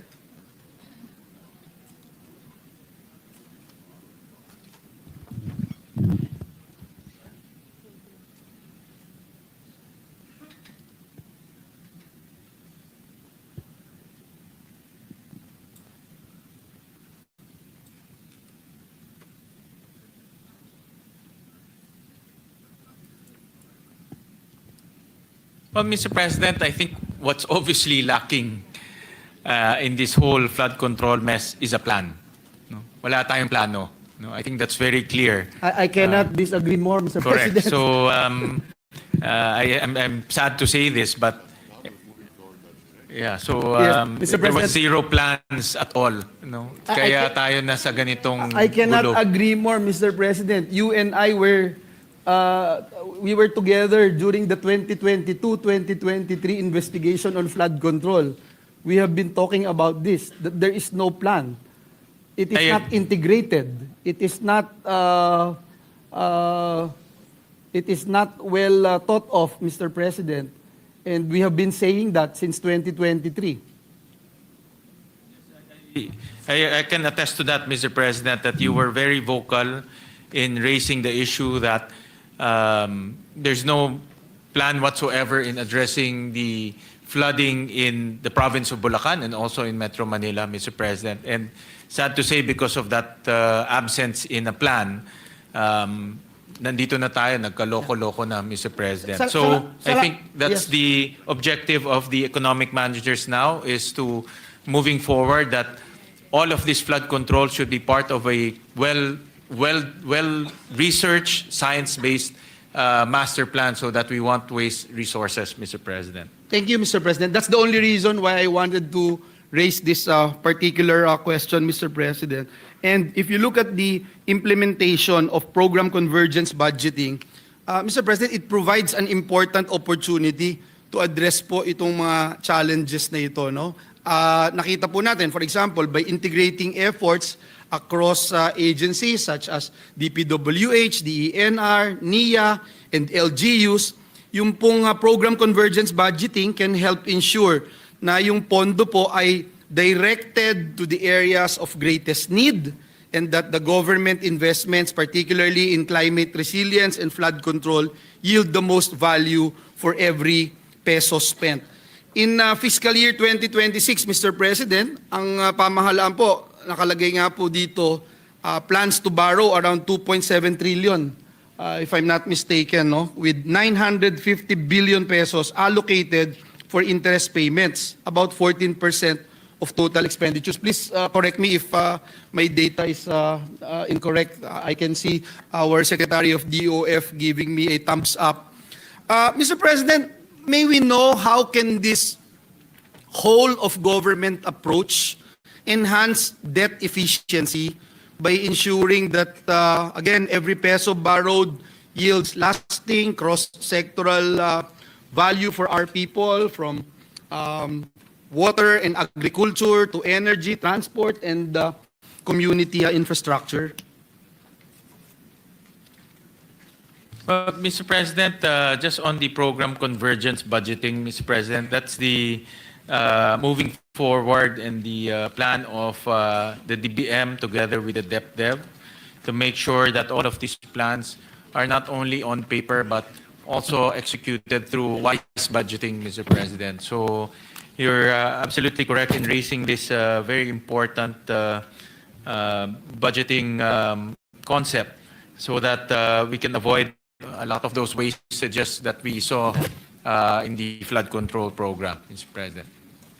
Thank you, Mr. President. I will no longer ask questions on foreign direct investments. This was tackled earlier as I was listening, Mr. President, in the interpellations.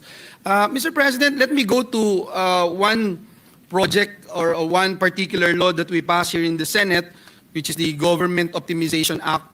Mr. President, over the years, around 1 in every 10 authorized government positions has remained unfilled. Alam po ng chairman natin na ito'y advokasya natin. Inabutan ko pa si then Senator Ralph Recto. Ito'y naging aking advokasya na. In 2026, there has been a modest improvement, Mr. President, with only 7.51% nag-improve finally, Mr. President. A total of 2 million positions unfilled compared to 9% in 2021.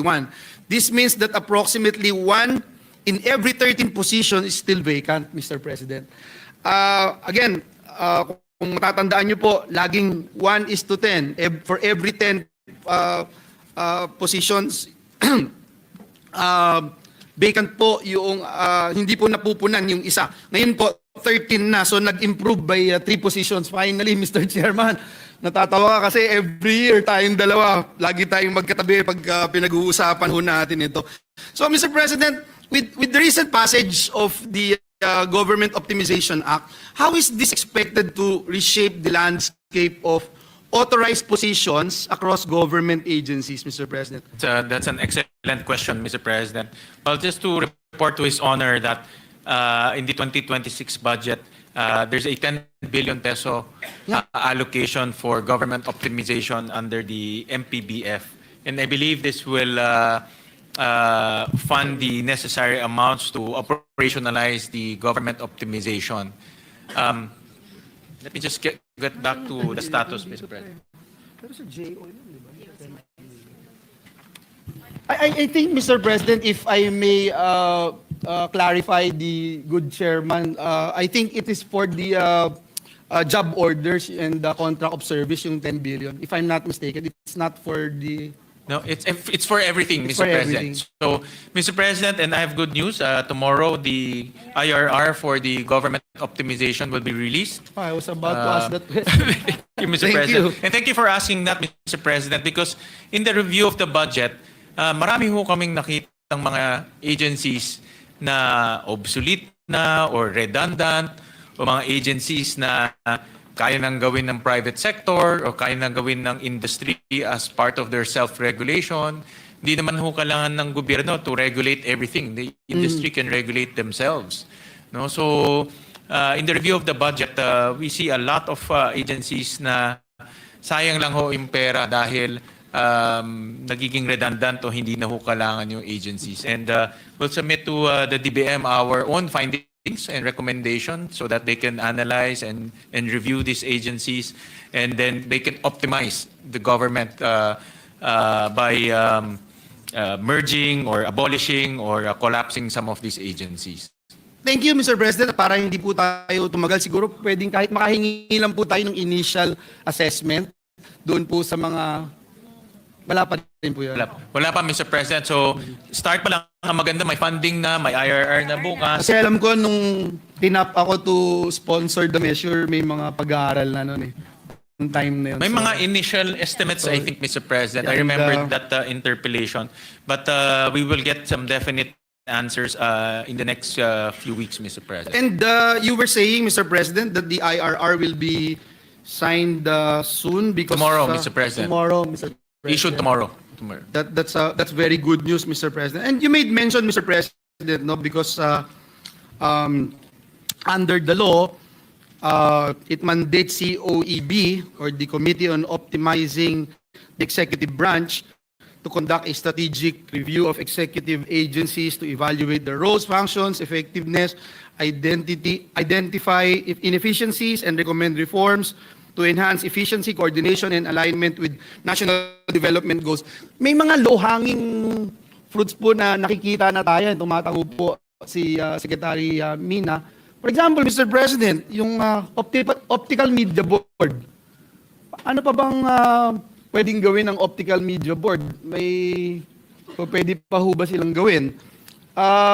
Nung time po na dinidiscuss natin, and again, this is with all due respect to our friends in government, of course, gusto natin alagaan sila, malagay sila sa tamang posisyon sa gobyerno at masiguro din na mapoprotektahan yung kanilang karapatan. I remember, Mr. President, and Senator Recto was still with us during that time when we were discussing the Department of Migrant Workers. A certain agency, that agency, Commission on Filipino Overseas, if I'm not mistaken, CFO ba yun? CFO, Tama. Mr. President. And then when we asked what programs they are implementing, we were told na yung mga nakatira, for example, sa Inglaterra, i-recruit sila na pumunta sa Pilipinas para makabisita dito sa Pilipinas. Yun yung program nila, and the chairperson is laughing, and I know you still remember that particular time when we were talking about this, and this has been, 5-6 years ago, Mr. President. So, ito lang po, nais ko lang banggitin po ito para masiguro natin na yung pinaghirapan din nating panukalang batas noon na ngayon ay Republic Act number 12231 ay mapapakinabangan na ng ating pamahalaan. I share your sentiment, Mr. President. I'm 101% with you, Mr. President, on those observations. In fact, mayroon din kaming na-observe, mayroon din kami na-observe under kay Secretary Balisacan, yung Philippine National Volunteer Service Coordinating Agency. Parang kailangan pa ba natin ng agency para magkumuha ng volunteers? May Red Cross naman, meron namang LGU to gather volunteers. So, and no, walang personalan po. I'm sure, and nandito sila. No? But we're just saying na we have to optimize government resources. Sayang ho yung pera eh. No? Some of the NGOs can do it better than government, Mr. President. I can also share, Mr. President, especially with our DBCC members, Mr. President, that when we were in TESDA, we were looking at several agencies of the government implementing trainings. There's TESDA in the Department of Agriculture, there's TESDA in the Department of Trade and Industry, there's TESDA in, there's so many training programs, Mr. President. Nakakalito na po, Mr. President, and itong batas na ating ipinasa ay tingin ko malaking magiging tulong para sa ating pamahalaan. And that brings me to my next question. Do we have updated estimates, Mr. President, on the potential savings na magmumula po dito sa optimization program, along with any revised parameters and assumptions that will somehow guide the implementation of the law moving forward, Mr. President? Meron pa nga ho tayo, Philippine Racing Commission, Mr. President. Pati ba karera ng kabayo, kailangan pa pasukan ng gobyerno, Mr. President? I think yung private sector na pwede na ho silang to self-regulate. I don't know kung nandito sila, but those are the things that I think government should stay out of and let the private sector self-regulate. No? I agree and I share the sentiments of our dear chairman. Marami pa yan, Mr. President. Yes, I recall, Mr. President, Secretary Mina, Secretary Mina, I recall there was a time that I was given the cost-benefit analysis presented to our office by DBM that the potential savings could range from 3 to 7 billion, if I'm not mistaken. Is that a decent figure, Mr. President?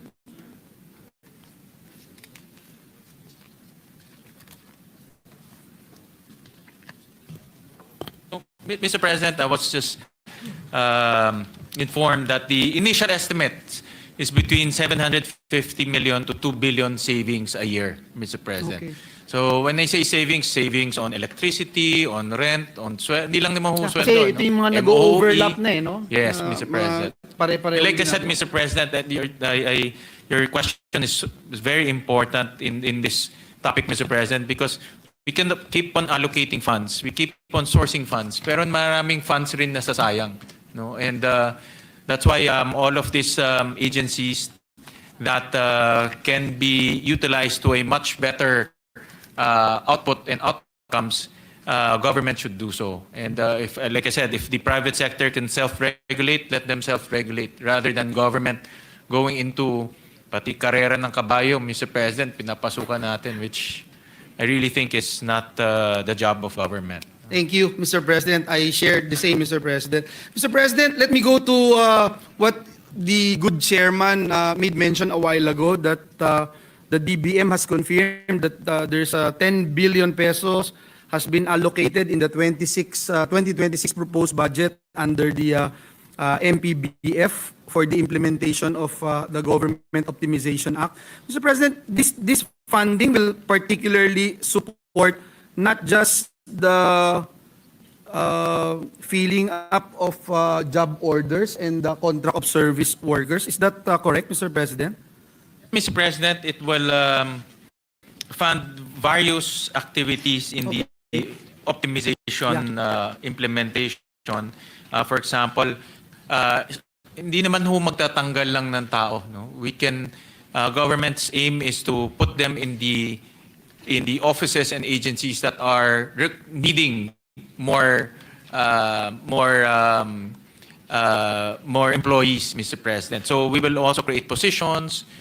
We will also promote certain positions. So all of these things will be part of that 10 billion. Mr. President. Thank you, Mr. President. Just so we can appreciate all the more this particular topic, Mr. President. In June 30, 2025, the government employs a total of 919,868 job orders and contract of service workers. Believe it or not, Mr. President, and you are aware of this, I have been perennially every year raising this particular issue. There's a slight decrease from the previous year's figure. 939,000 po dati, 771. So may slight improvement. Nakakatuwa kahit papaano, Mr. President. But if I share with you my personal experience since 2017, I remember 2017 when I took the cudgels of raising this particular issue every single year. In 2017, there's only about 657,067 job orders and contract of service. Again, this June 30, 2025, that's 919,860. Mr. President, with this in mind, are there specific government agencies foreseen as likely to somehow implement this initiative first, given the image, Mr. President, and the large number of JOs and COS workers they currently employ? I thank the good gentleman from Bulacan for consistently raising this issue, Mr. President. In fact, we missed you during the budget hearing of the Civil Service Commission because we also raised this issue to them that yung mga GOs and contract of service po natin does not receive the same benefits, and most especially the security of tenure compared to the similar positions compared to the other civil servants who are doing the same responsibilities as them. So, in other words, the same responsibilities, but no security of tenure, even no benefits, Mr. President. And this should be addressed and looked at holistically, Mr. President. And I'm sure the Secretary of the DBM is also here. And it's good to recommend to the Secretary to make this as part of the optimization conversation and topic in the optimization. Because while we are optimizing government, we should also look at how to improve the morale of our existing JOs and COS by making sure that they have security of tenure and also the benefits that they deserve. No? So dapat tignan lahat ho to, hindi lang ho yung optimizing the government, Now, Mr. President. when you made mention, Mr. President, of that constitutional provision about security of tenure, I remember debating countless number of hours, defending the end of bill. I remember Senator Recto was still with us then. Senator Recto even mentioned, I distinctly remember Senator Recto raised that issue, that the number one violator of ENDO is the government. And it was very hard for this representation to defend that bill. But we were able to pass it here in this August chamber on third and final reading, only to be vetoed after being part of the priority measure of the previous administration. But again, Mr. President, I asked this question and muli kinakalampag natin yung mga iba't ibang ahensya ng pamahalaan, yung top 5 agencies, Mr. President, DPWH, 41,227 JOs and contract of service. Hindi ko alam bakit ganun kalaki. Gagawa at gagawa rin naman talaga sila ng roads, magme-maintain ng roads, gagawa ng bridges. Pero ito, ganito na ho lagi ito, no? Hindi ko alam kung bakit. Baka ghost po, ghost. Ghost, kaya ganito. Hindi ginagamit dahil ghost pala yung pinapagawa. Department of Health has 23,824. Department of Social Welfare and Development, 22,412. Department of Education, 18,781. DENR, 9,319, Mr. President. Just to put that on record, Mr. President, and I think you and I, Mr. President, know very well that ever since we raised this issue, we do it not only in a general perspective, but also with the different departments and agencies of the government.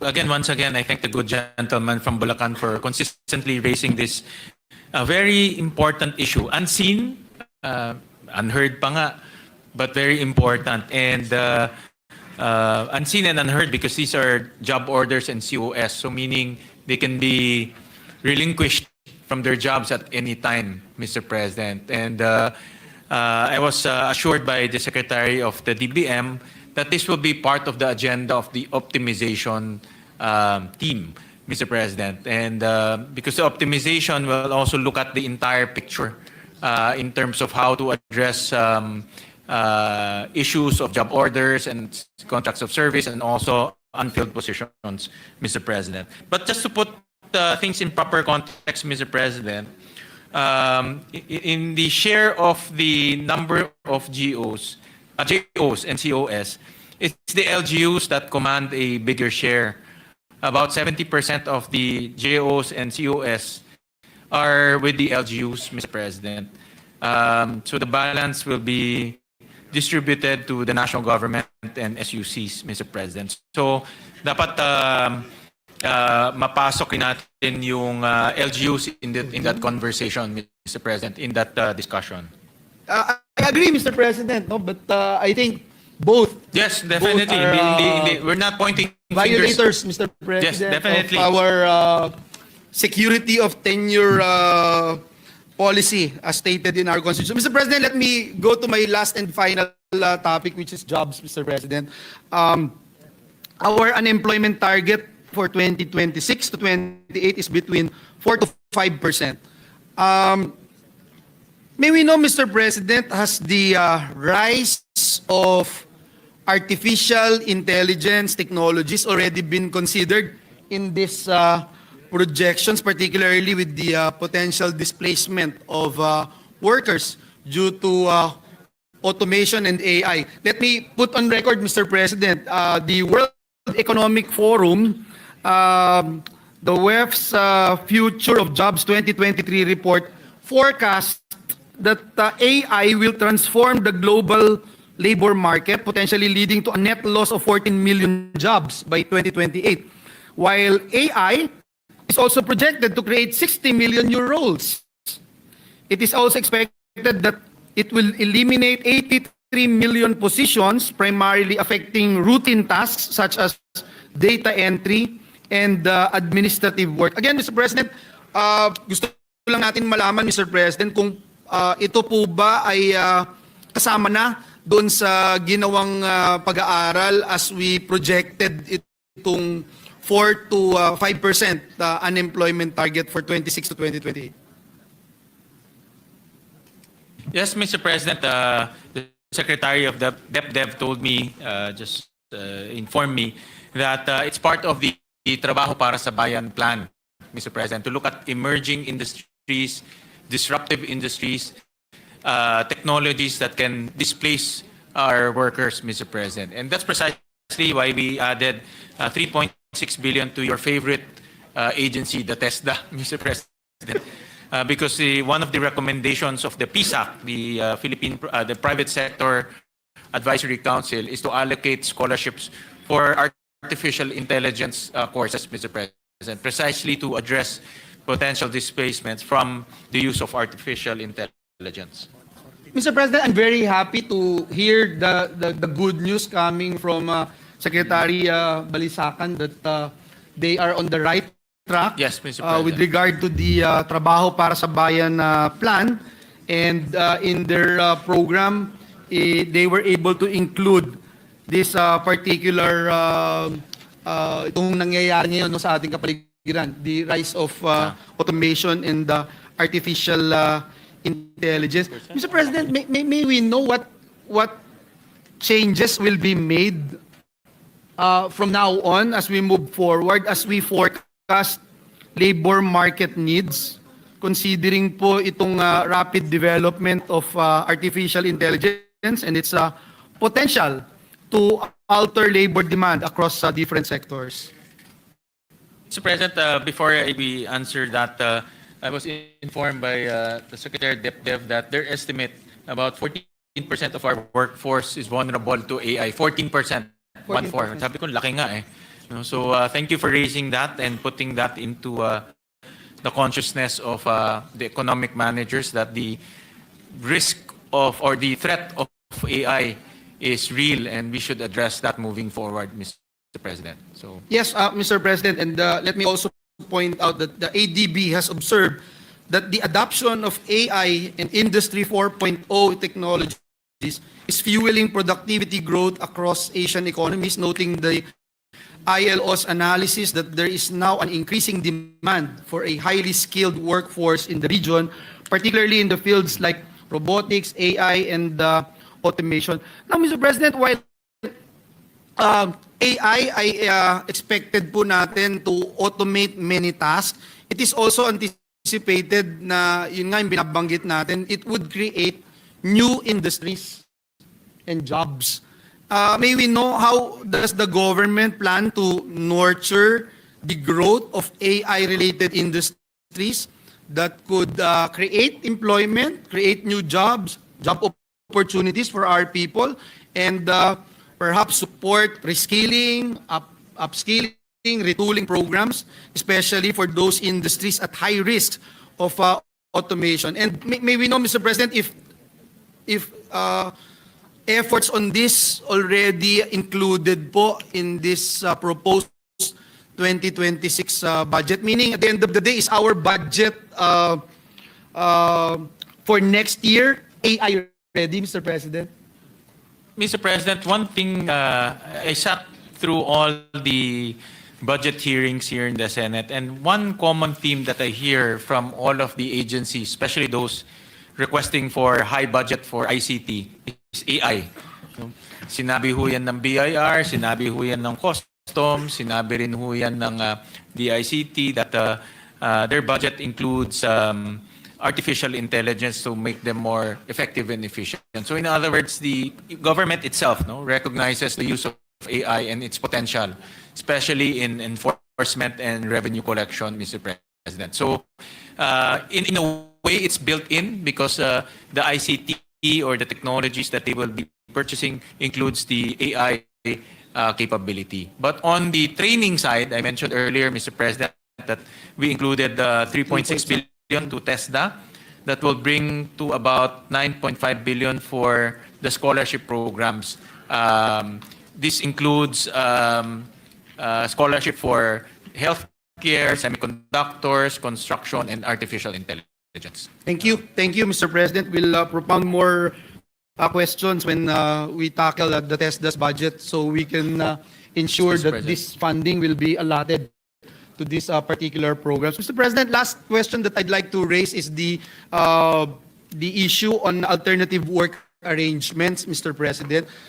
We were able to pass here in the Senate yung Telecommuting Act, and marami din po sa ating mga kasamahan sa BPOs nung nakaraang pandemya ay nagre-request na matulungan sila dahil yung mga iba ho, finorce sila na bumalik at magpakita, mag-report in person while they can actually do their job in remote areas or working sa kanilang mga tahanan. Mr. President, has the government evaluated the impact of widespread alternative work arrangements on overall labor productivity, GDP growth, and workforce participation, Mr. President?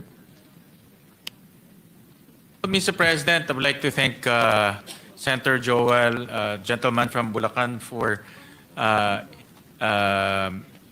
proposing a very important intervention in the Create More Act, if you remember. Now we allow businesses to do work from home / telecommuting and still enjoy fiscal incentives from government, Mr. President. So that's one intervention that you led and now is being implemented. But to answer your question, okay, Mr. President, the DEV is currently currently doing a study on work from home arrangement, Mr. President. Yes, Mr. President, it will be available first quarter 2026. So in other words, meron ho silang ginagawang study, no? And how work from home arrangement can be first, what's the effect to our economy and also the workplace and to our companies, and at the same time, how to implement it effectively through the policy issuances. Yes, Mr. President, thank you for that. And I think a lot of people get confused when we talk about different working arrangements, alternative work arrangements. Hindi lang naman po ito yung work from home na setup, no? Pwede rin yung, for example, skeleton lang yung papasok, nagpapalit-palit sila. Meron din po yung pag-aaral ng 4-day work week, etc.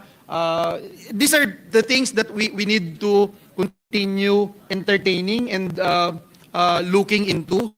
Kasi, for example, with the JICA estimating 4.9 billion pesos in daily losses due to traffic here in traffic congestion here in Metro Manila. 2022 pa po iyon eh.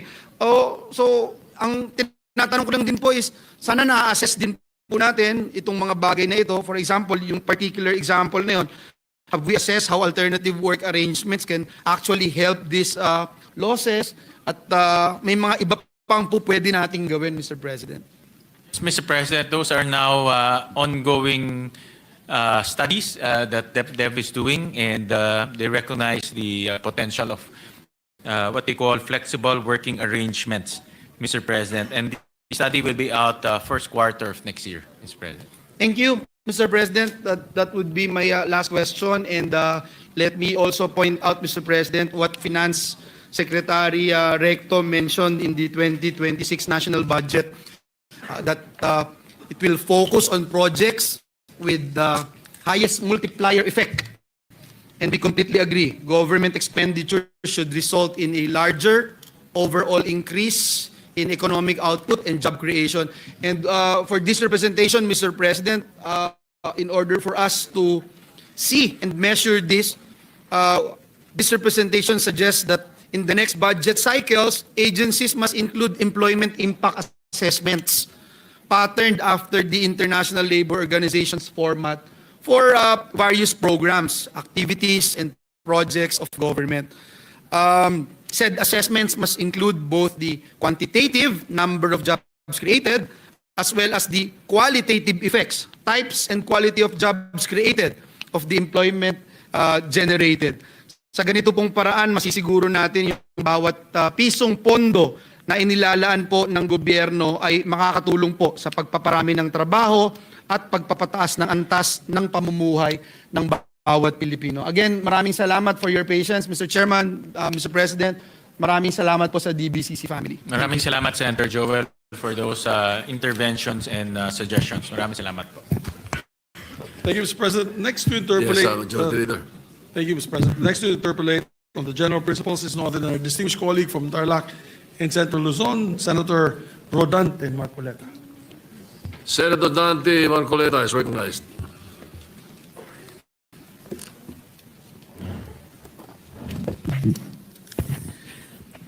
Maraming salamat po, Mr. President. Mr. President, noong mga nakaraang briefings po natin sa mga departments, nagkaroon po ako ng pagkakataon na i-discuss yung dynamics po ng ating 2026 budget. Nandito naman po ang ating kaibigan Secretary Recto. Kung hindi po ako nagkakamali, I did ask him about the consequences of the 6.7 trillion budget. Mr. President, ang sabi sa atin ni Secretary Recto at the time, this amount will represent something like 22% of our GDP by 2026. Mr. President, tama po kaya ang aking pagkaka-recollect ng mga figures?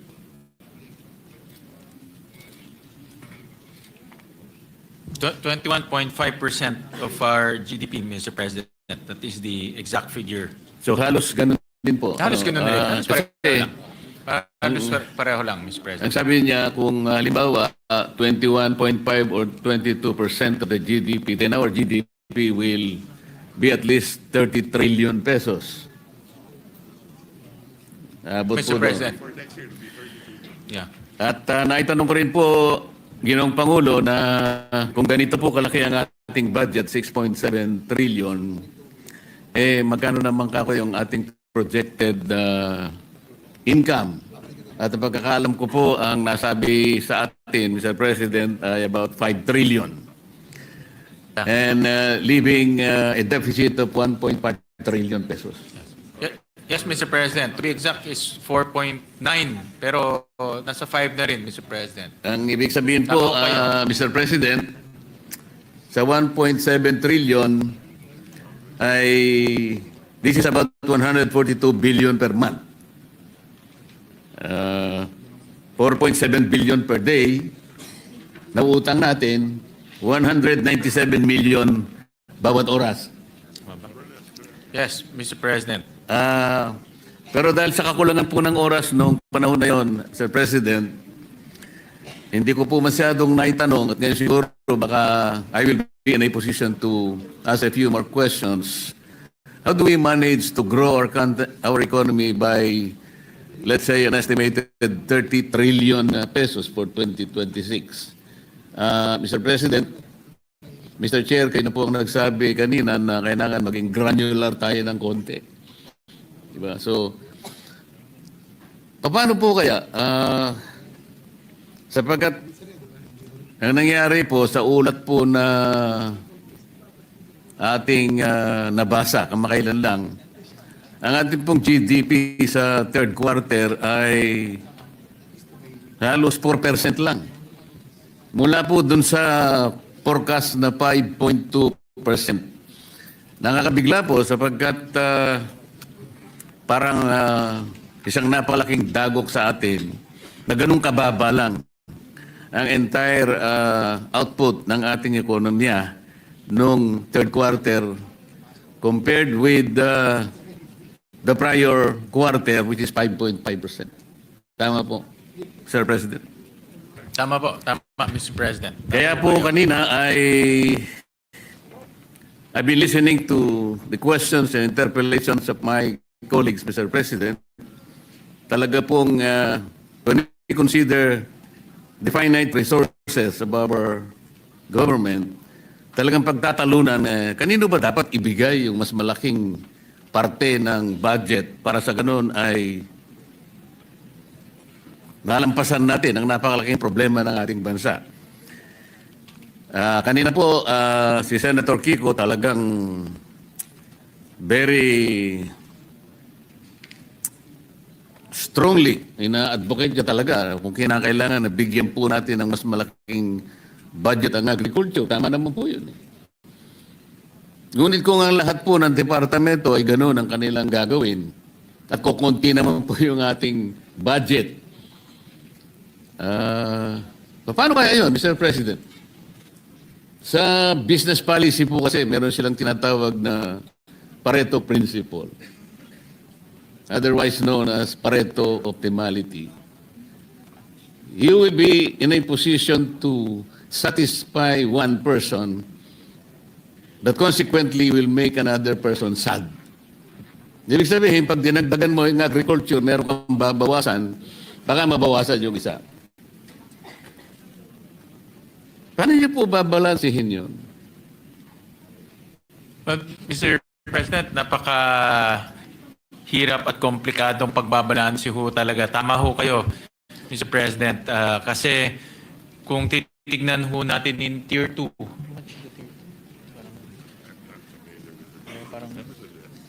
sa dami hong pangangailangan po ng ating pamahalaan ay talagang iilan lang po ang nabibigyan ng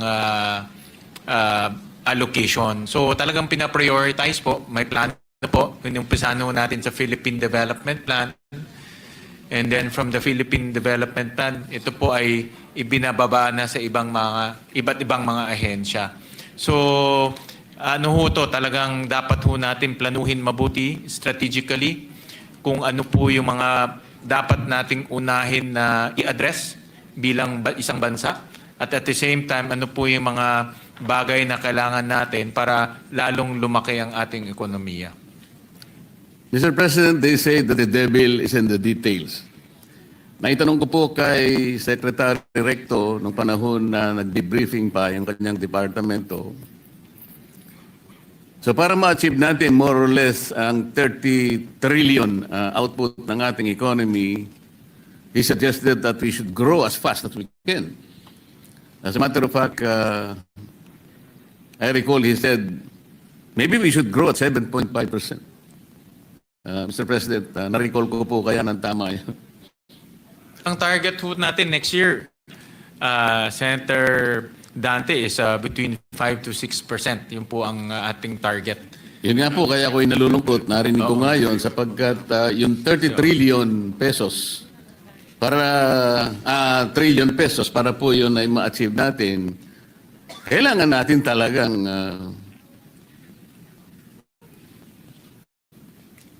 maitaas, maiangat ang ating ekonomiya na mas mabilis kaysa doon sa ating pagpupunyagi na mapanagutan ng ating mga utang.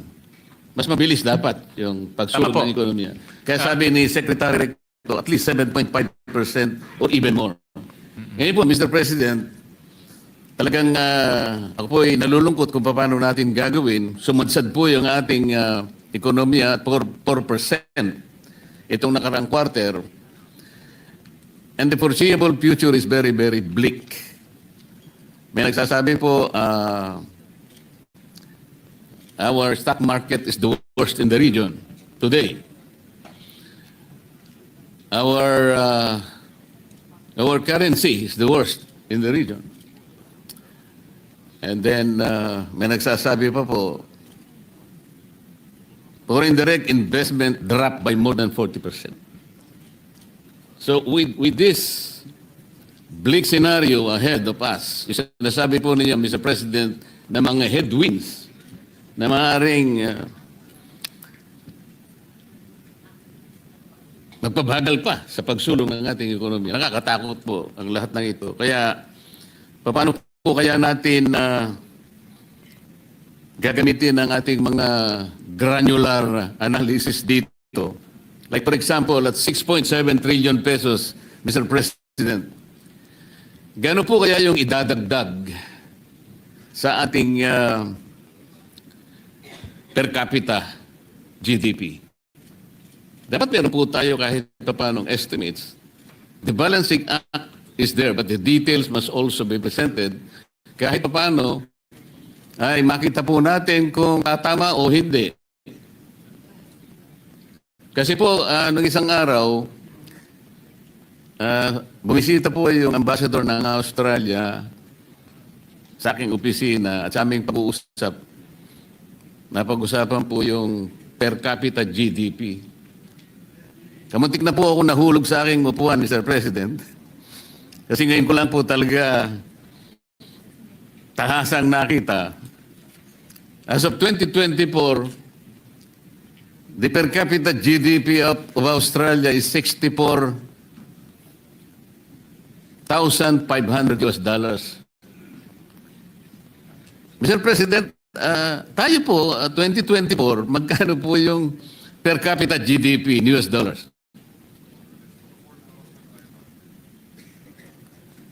So kung 4,500. 4,500 Narinig ko. US dollars, Mr. President.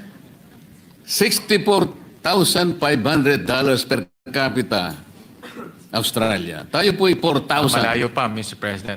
Pero Mr. President, Yung purchasing power parity natin, siguro times 2 niyan, 9,000. yes. And also, Mr. President, next year ho, maabot na ho natin yung upper middle income status.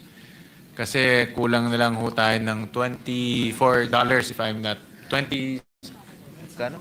$26, Mr. President. So, in other words, lumalaki naman po yung ating economy even on a per capita basis, Mr. Gusto ko pong maniwala, Mr. President, kasi po, nung nakaraang taon, sa ganito rin pagkakataon, ang pagkakaiba lang, nandun po ako sa House of Representatives, ngayon po ay nasa Senado ako.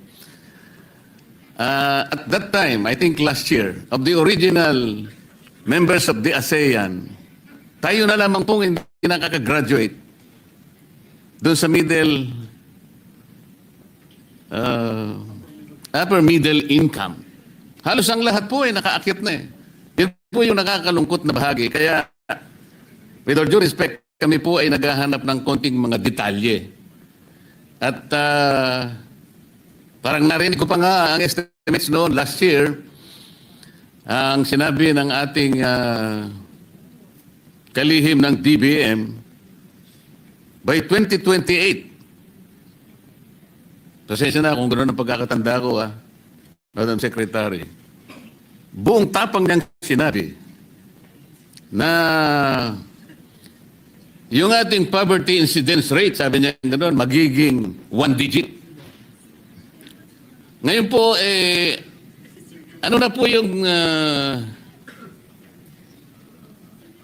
ano po yung percentage ng ating poverty incidence rate ngayon, Mr. President? Sabi mo kanina, parang 16. Narinig ko, 16%. Ngayon po, matatapos na po ang 2025, papasok na tayo sa 2026. Halos 2 taon mahigit.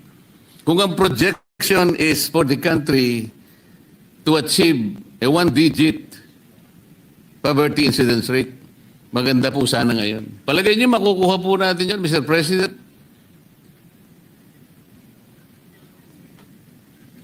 Ngayon po, Mr. President, ang ating poverty incidence officially is about 15.5%.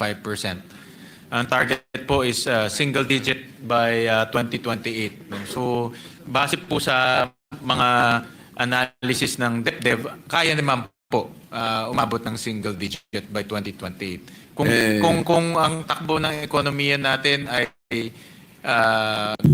ganito ho, mga nasa 5%, 6%, tapos tuloy po yung mga programa ho natin para po sa mga mahihirap nating mga kababayan, aabot naman ho tayo doon.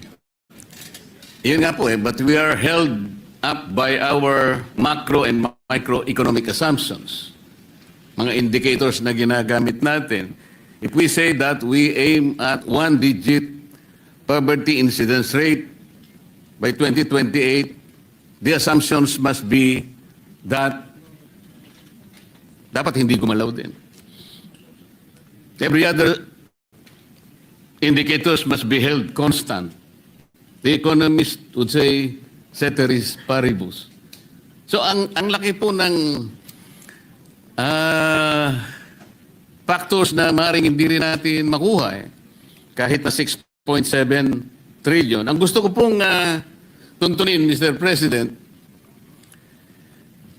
kung hindi naman natin mapuproduce talaga the desired GDP to finance 6.7 trillion, bakit po tayo nag-isip ng ganong kalaking budget? Parang halimbawa, yung pamilya ng ating respected majority leader, ang kinikita niya ay X amount per month or per year. Pwede bang i-present sa kanya ng kanyang butihing asawa na ngayon ay miyembro ng Kongreso?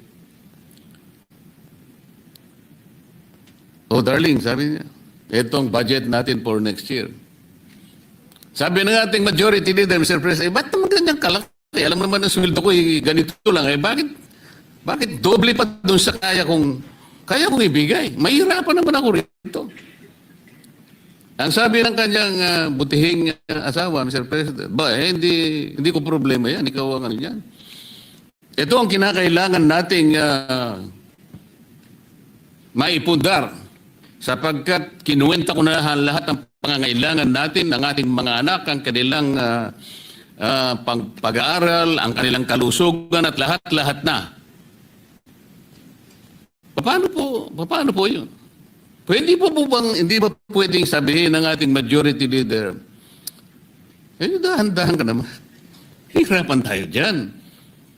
Maaring lahat ay makuha natin sa pag-estimate. Ngunit, sa actual, mahirapan naman tayo. Kasi po, tingnan ninyo, ang projected income is only 5 trillion. Ang ating budget is 6.7 trillion. Uutangin natin 1.7 trillion. Hindi naman natin kayang ipundar yung ekonomiya para ma-achieve natin ang 30 trillion pesos or so.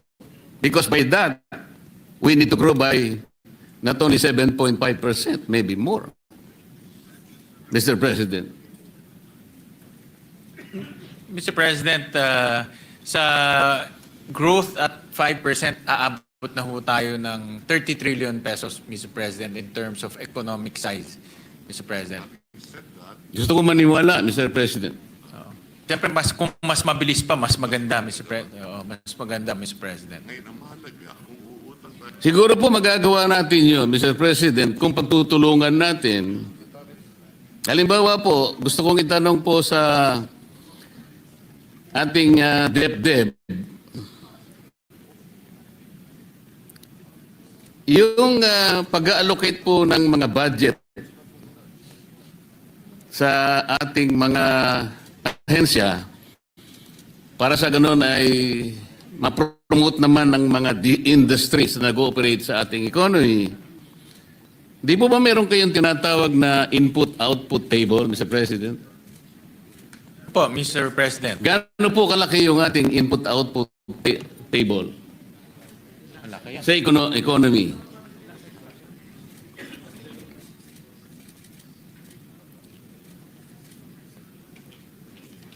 Mga 64 sectors po, Mr. President.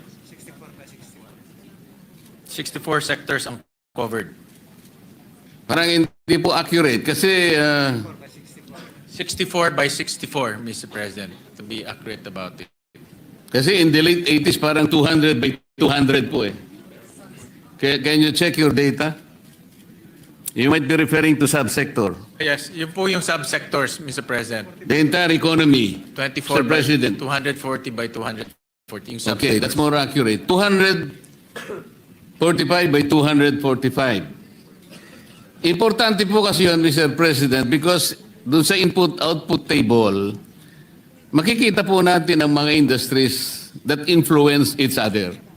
Doon makikita natin, alin ba yung dapat nating i-promote? Alin ba dapat nating supportan because it affects and it influences maybe more than the others? Para sa ganon,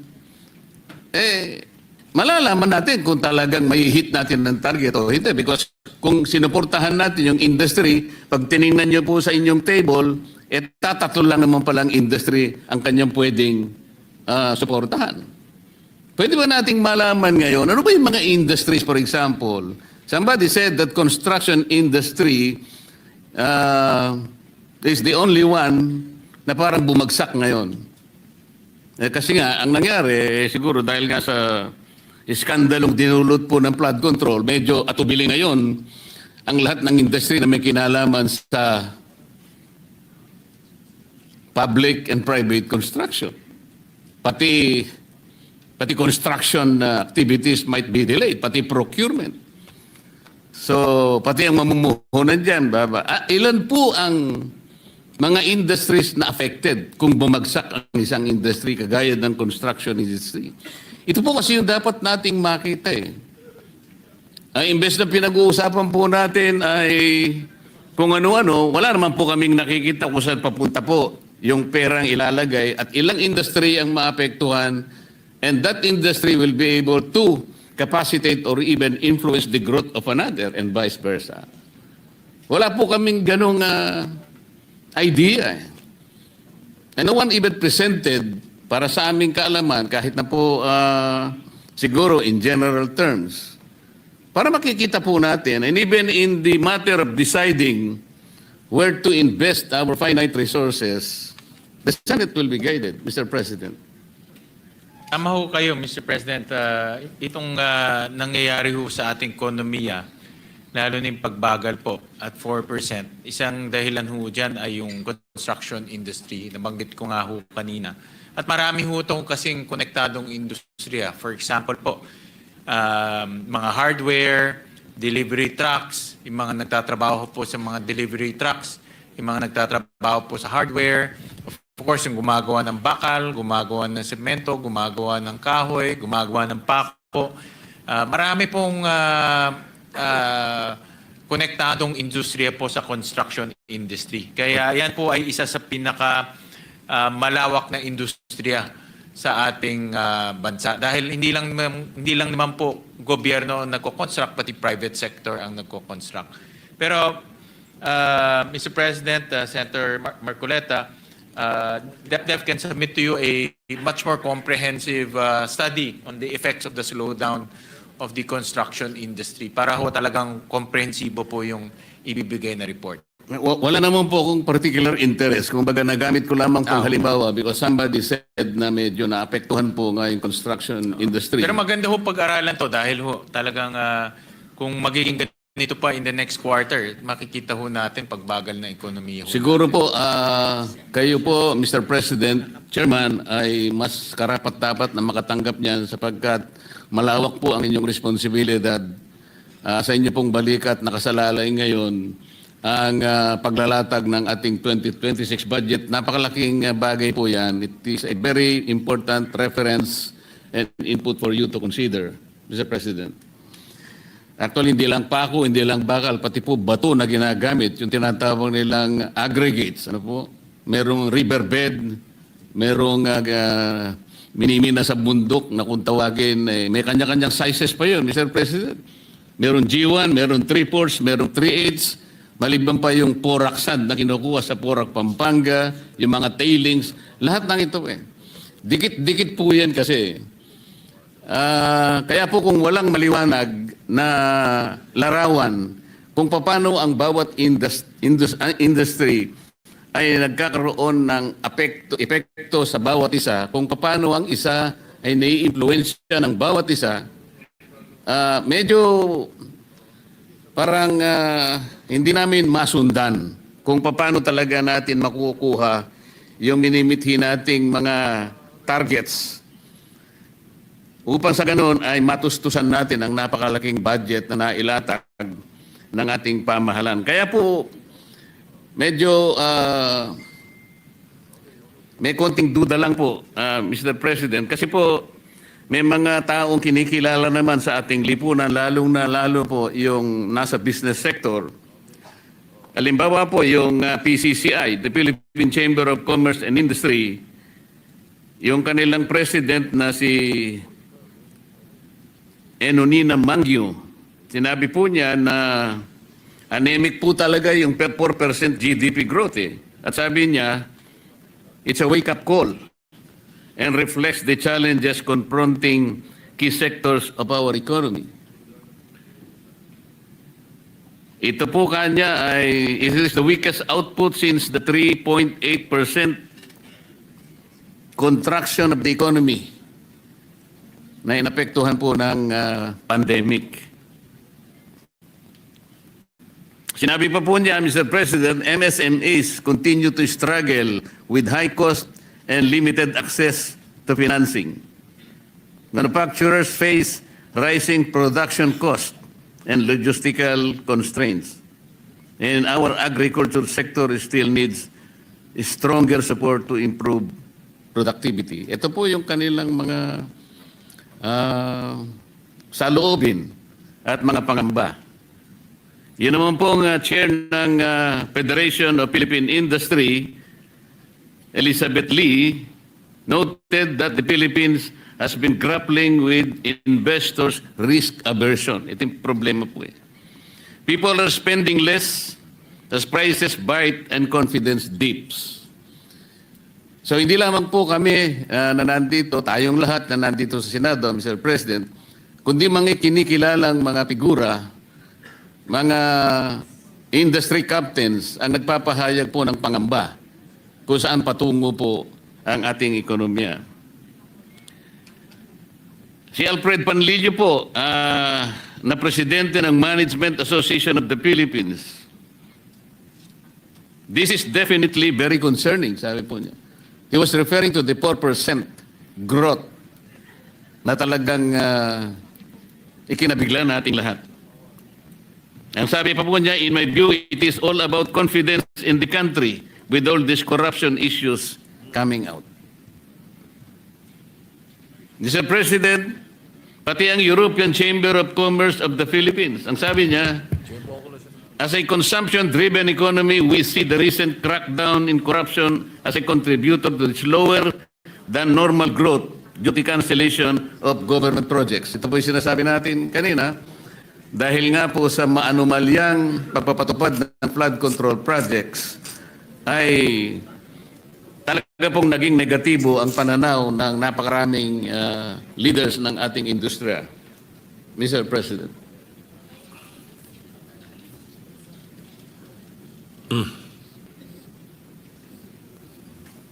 Actually, nakikipag-usap lang po kay Senator Recto, kay Senator Walisacan. Isa rin pong dahilan, Mr. President, and I saw this also dito sa SGB report, yung household consumption rin ho natin bumagal, Mr. President. Bumagal dahil sa kumpiyansa ng tao, dahil rin sa mga bagyo na nararanasan ho natin. So ito rin isang dahilan kung bakit ho bumagal po yung ating third quarter economic growth. But ngayon papasok na ho tayo ng Pasko. Alam naman ho natin na during Pasko, every Christmas, ang tao po ay gumagastos. So hopefully mag-rebound yung ating household consumption. Yung construction naman po ay nandyan na ho ang bagong pamunuan ng DPWH. Maayos po nila yung problema doon at ma-revive rin ulit yung construction industry, especially from the DPWH. So mayroon naman po tayong mga bright spots, Mr. President. At kaya kumpiyansa rin po ang ating economic managers na kaya nating umabot ng at least mga 5.1%, 5%, at least 5% by end of the year, Mr. President. The low end of the target, Mr. President. Pero mas maganda po siguro, Mr. President, na hindi lamang tayo bumabase sa Disyembre dahil darating ang mga festivities, kundi sana all year round naman po, meron tayong inaasahan na makakapagpasigla sa ating mamamayan, paano ma-increase ang kanilang personal disposable income. Mamaya po meron akong i-recommenda, total, nandyan na naman po si Secretary Recto at si Secretary Pangandaman, kung hindi naman po sila ko kontra. Hindi ko kontra Si po yan. Secretary Basta Recto kayo. hindi po kumontra doon sa isang proposal ko. Mamaya meron pong isa, sana hindi na naman siya kukontra para po maging masaya. Hindi mo ko kontra yan, Ang- sigurado. ang kinabukasan natin. Sa ano po, sa DepDep, dahil nga po sa gulong idinulot ng flood control projects, malinaw po that we were able to establish that there is no comprehensive integrated master plan of flood control program. We were able to find out that the agency that is supposed to be overseeing the master planning and overseeing this is a small agency. Oh no, it's not an agency. I think it's a small office within the Department of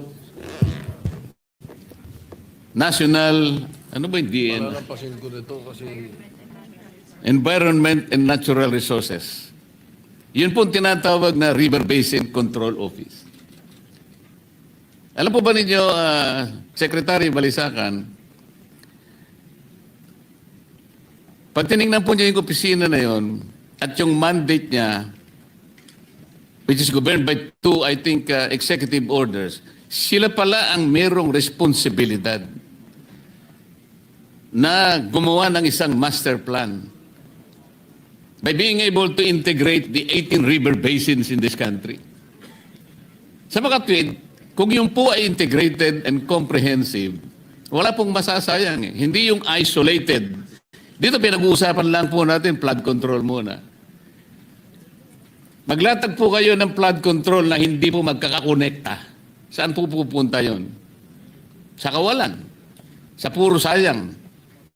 Kahit na ipagpalagay po natin na hindi ghost, pagpalagay natin na these flood control projects were constructed according to specifications, the materials are superior.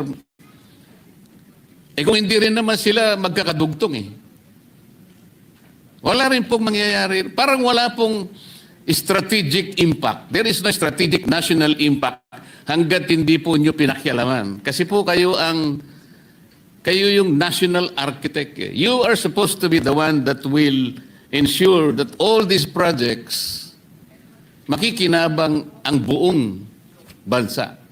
The national impact is more important than the regional or even the myopic impact that it may probably give to a certain locality.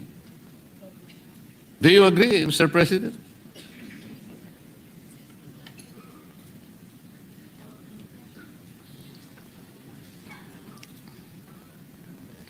Yeah. So, Mr. President, under the new charter of DepDev, master planning of various sectors will be under the ambit of DepDev. So meaning they will now oversee the master planning of, for example po, itong mga flood control projects, different river basins, and to make sure that the culture of planning is implemented and practiced in across different agencies, Mr. President. So not only on paper, but really on action. No? So paplano, then they will allocate, they will program the plans, and then after that, allocate funds to implement the plans.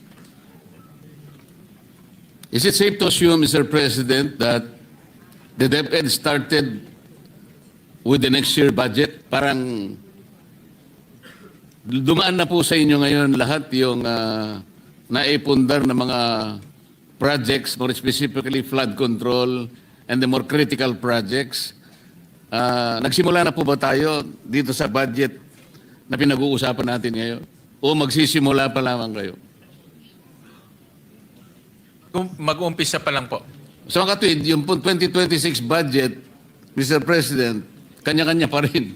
Well, Mr. President, for 2026, wala na pong flood control projects. Dahil nga ho, kung wala pong master plan, wala pong flood control ho tayong lalagay. At doon po sa mga ibang sectors na kailangan din po ng plano, yun po yung inuumpisano nila. Marami ho kailangan ng plano kasi dami ho tayong ginagastos . No? So kailangan ho talaga ng isang sectoral plan, Mr. President. Kaso po, hindi lang flood control ang pinag-uusapan natin. Mga road networks natin, mga bridges, lahat po ng infrastructure. Ang problema nga dyan, kung wala na tayong flood control, paano kung talagang kailangan proteksyonan ng komunidad ngayon? Dahil sa takot ngayon natin na baka masangkot na naman ang marami, wala na talagang ilalatag sa flood control. Paano kung talagang isang komunidad lagyan dapat ng flood control sapagkat darating na naman ang maraming unos ng buhay?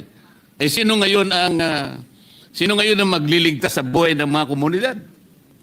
Dahil sa takot natin, bigla na lang tayo nagpasya. Wala na munang flood control sa 2026 budget, which is going to assure us that our community will be shielded despite the lack and absence of flood control. Mr. project. President, hindi naman po sa walang flood control dahil meron pa hong approximately 150 billion na natitira sa flood control na i-implement po sa 2026. In fact, marami hong hindi ho na i-implement. No?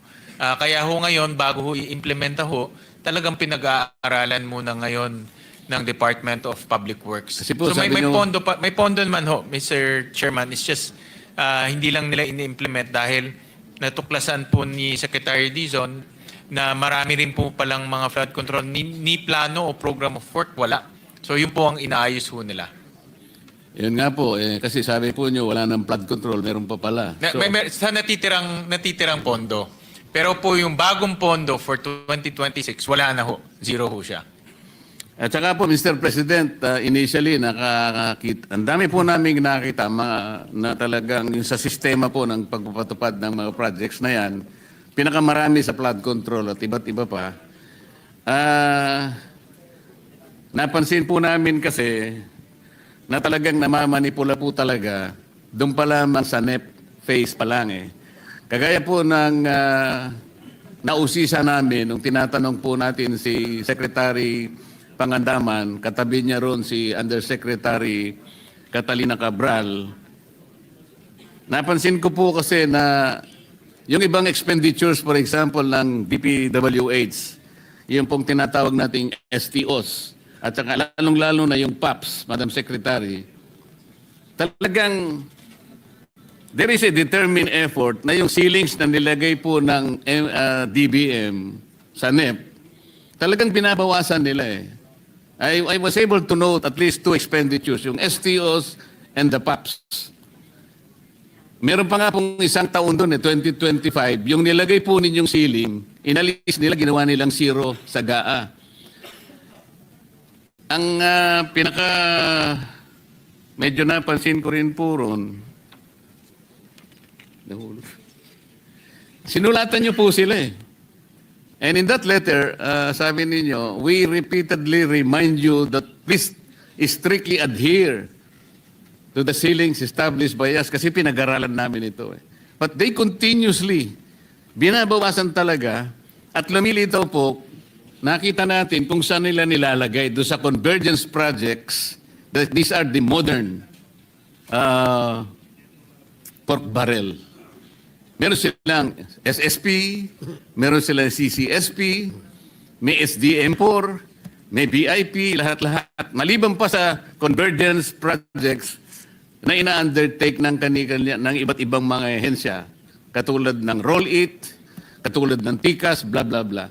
Dito po na ilalagay, dito na isi-switch yung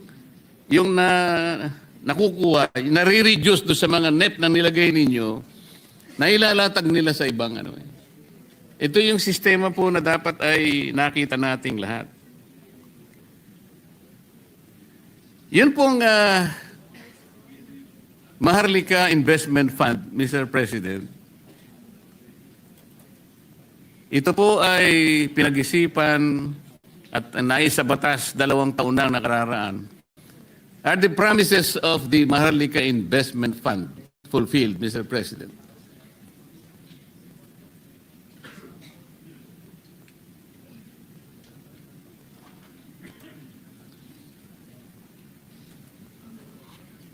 Baka mawala yung... Hindi, ilagay mo din sa...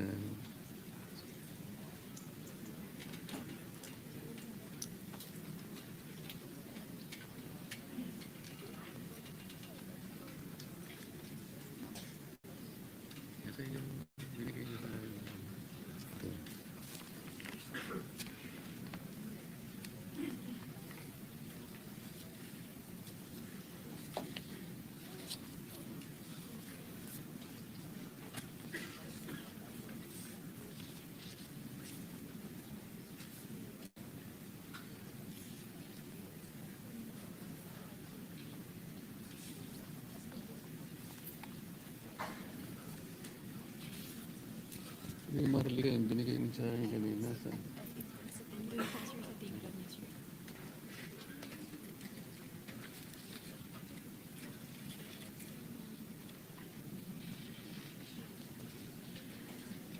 Sa Maharlika po, actually, hindi pa ho ganun karami ang kanilang investments dahil sinisigurado rin ho nila, Mr. President, na yung kanilang investments ay siguradong una-una will contribute to nation building at pangalawa po will yield to returns for the Filipino people. So yung mga na-invest ho nila ngayon, meron ho silang investment sa ATI, yung port operator dito sa ating bansa. Malapit na raw mag-close yung NGCP investment ho, which I agree dito dahil kailangan ho natin may eyes and ears sa NGCP. Meron ho rin silang bridge financing sa isang mining company at the rest puro government security. So ito lang po yung tatlong kumpanya na meron ho silang ka-transaction. Alam ko po itong tatlong binanggit ninyo, Mr. President. Ang akin pong gusto sanang malaman, ganito po ba ang naging pag-asa natin? Sapagkat yung perang inilagay natin para maging Maharlika Investment Fund, kinuha po natin sa dalawang development banks. Ang karamihan po ay kinuha sa Development Bank of the Philippines at yung iba ay sa Land Bank. Pwede ba nating sabihin na kung hindi kinuha doon sa mga bangko na yon, na ang perang yon is devoted to development, at ikukumpara natin itong tatlong ginawang investment so far ng MI, ng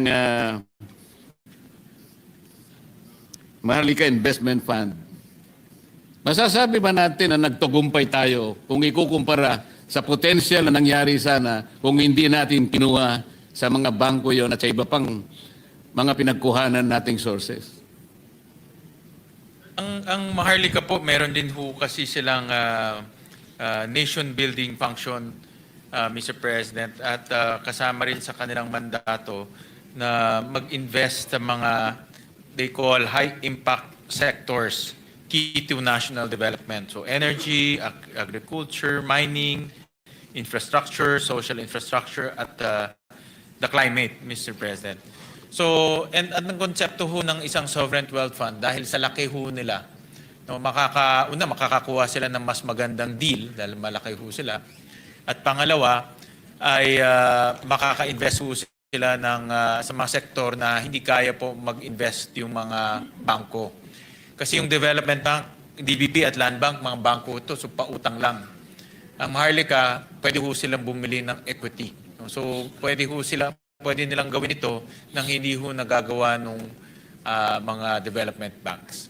Malinaw naman po yun, Mr. President. Ngunit ang sinasabi ko, halimbawa, kung walang Maharlika Investment Fund, nanatili yun doon sa mga traditional na bangko na sila po ang naglalatag ng mga development funds para paunlarin ang ating ekonomiya. Mas nagampanan kaya nila yung ginawa nila kung ikukumpara sa output ngayon ng Maharlika Investment Fund na wala pa po tayo talagang makitang quantifiable na benefit sa ating ekonomiya. Halimbawa, itatanong natin, ilang porsyento ng public o ng private ng poverty incidence rate ang na-reduce dahil nga ipinasok natin ang Maharlika Investment Fund? Meron ba tayong mga detalye masasabi ngayon? Kasi napaka-importante nun. 250 billion pesos. In-expect ng bawat isang Pilipino na nung ginawa natin yon, merong balik sa atin. 2 taon na ang nakararaan. Paano kung iniwan natin sa 2 bangko? Baka naman, mas lalong nagamit ng bangko. Yan po yung aking gusto sabihin. Well, Mr. President, ang bangko kasi may mga bagay na hindi nila kayang gawin, like mag-invest po in equity, Mr. President. And then number 2, Mr. President, kung iiwan ho natin to sa bangko, ang kanilang pwedeng gawin, magpautang o mag-invest sa government securities dahil ho hindi sila pwedeng mag-invest sa mga kumpanya, Mr. President. So, ako naman, Mr. President, ang pananaw ko ho dito dahil alam ko na nag-iingat rin ang Maharlika sa pag-i-invest, no? At sinusigurado nila kasi the twin mandate, no? First is national development, second returns, no? So talagang pinipili nila yung industriya na papasukin nila o pag-i-investan nila para mas sigurado nila na itong twin objectives ay ma-reach nila. Pero tama ho kayo na dapat rin na magkaroon ng oversight para makita natin kung talagang productive ba itong Maharlika Investment Fund at kung talagang nagagampanan ho nila yung kanilang mandato or objectives. Isa sa kanyang mandato is national development. Kaya nga po tinatanong natin, if we can exemplify yung investment niya na 20% stake sa National Grid Corporation of the Philippines, ilang employment po na-create niya? Itong investment po sa National Grid, sa aking opinion, Mr. President, is both a national security plus national development objective dahil kailangan ho naman talaga natin ng mata at tenga sa loob ng National Grid dahil natural monopoly ho ito. Hindi po maintindihan ng tao yun eh. Sasabihin natin sa kanya, national security. Pero wala po kaming trabaho eh. Ganun po maintindihan kasi ng karaniwang mamamayan. Kaya ko po sana, ipinipilit man lang, kahit pa paano meron silang maibigay na naging bahagi na ng investment na yon, na i-contribute nila sa national development. Yeah, in tangible terms, kitang-kita natin. Kasi po, ang ating pinagsisilbihan, mamamayan mahirapan sila na intindihin under the context of national security, hindi po niya mapoprocess yun. Kita po naman pag nag-invest rin ho sila sa National Grid at mag-expand po yung national, pwede na ho nilang itulak yung expansion ng mga transmission lines ho natin. Kasi kung matatandaan ho natin, napakadami pong delayed transmission lines dahil sa management ng National Grid. So ngayon dahil meron ng equity po ang gobyerno, pwede na rin nila itulak yung expansion ng transmission lines at doon na ho natin makikita yung construction activities, expansion activities, may mga trabaho na malilikha rin po nitong mga construction activities. Pero tama ho kayo, kailangan ho talaga ng oversight dahil dapat singilin ho natin sila, lalo na pagdating ng 2026 dahil 3 taon na singilin ho natin sila kung ano ba yung kanilang na-contribute sa ating bansa. Tama po, Mr. President, kasi 250 billion pesos. 2 taon na po nakararaan. Ang balita ko po, yung mga opisyalis nito ay napakalalaki ng mga sweldo.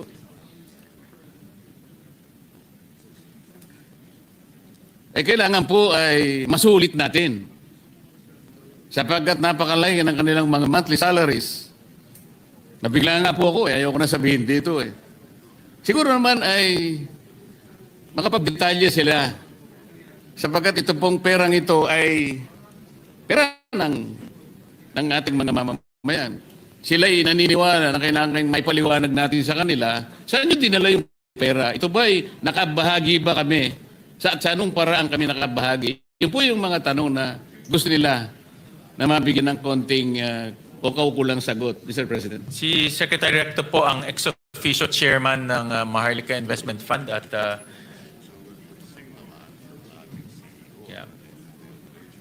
nakikinig ho siya na sinisingil na ho siya ng Senado at ni Senator Marcoleta kung ano na po ang contribution ng Maharlika Investment Fund sa ating bansa.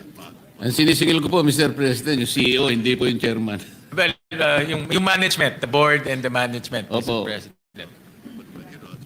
Pupunta na po ako sa sinasabi ko kanina na ako po yung natuwa nung briefing po ng DBCC at noon, kasama po yung DBM, ang DOF, na kung saan ay bahagi ko, Mr. President, yung balakin ng representasyong ito na yun pong mga ayuda na pinamimigay natin, sari-sari po yun. May AKAP, may AIX, may TUPAD, may MAIP, may kung ano-ano. Nakwenta namin ni Secretary Recto 194 billion pesos for 2025. Hindi naman natin masyadong mapiho kung talagang Yun ang naibigay talaga sa kinaukulan. May record, ngunit talagang hindi natin matukoy talaga ano ang ibinunga sa mga nakatanggap kung ilan man. Kaya naimungkahi ko po na in-index ko na lamang po sa, sa paggamit ng elektrisidad. Doon nga sa bill ko, sabi ko kung ang isang tao ay if a household consumes, let's say, 200 kilowatt hours per month, yun po i-subsidy na natin yun, libre na natin yun. Ang mabe-benefit po nun ay about 5.5 million households, approximately 25 to 27 million poor Filipinos. Ako po natuwa sa Secretary Recto, sinuportahan niya po yun. Sabi nga niya, dadagdagan pa natin yan.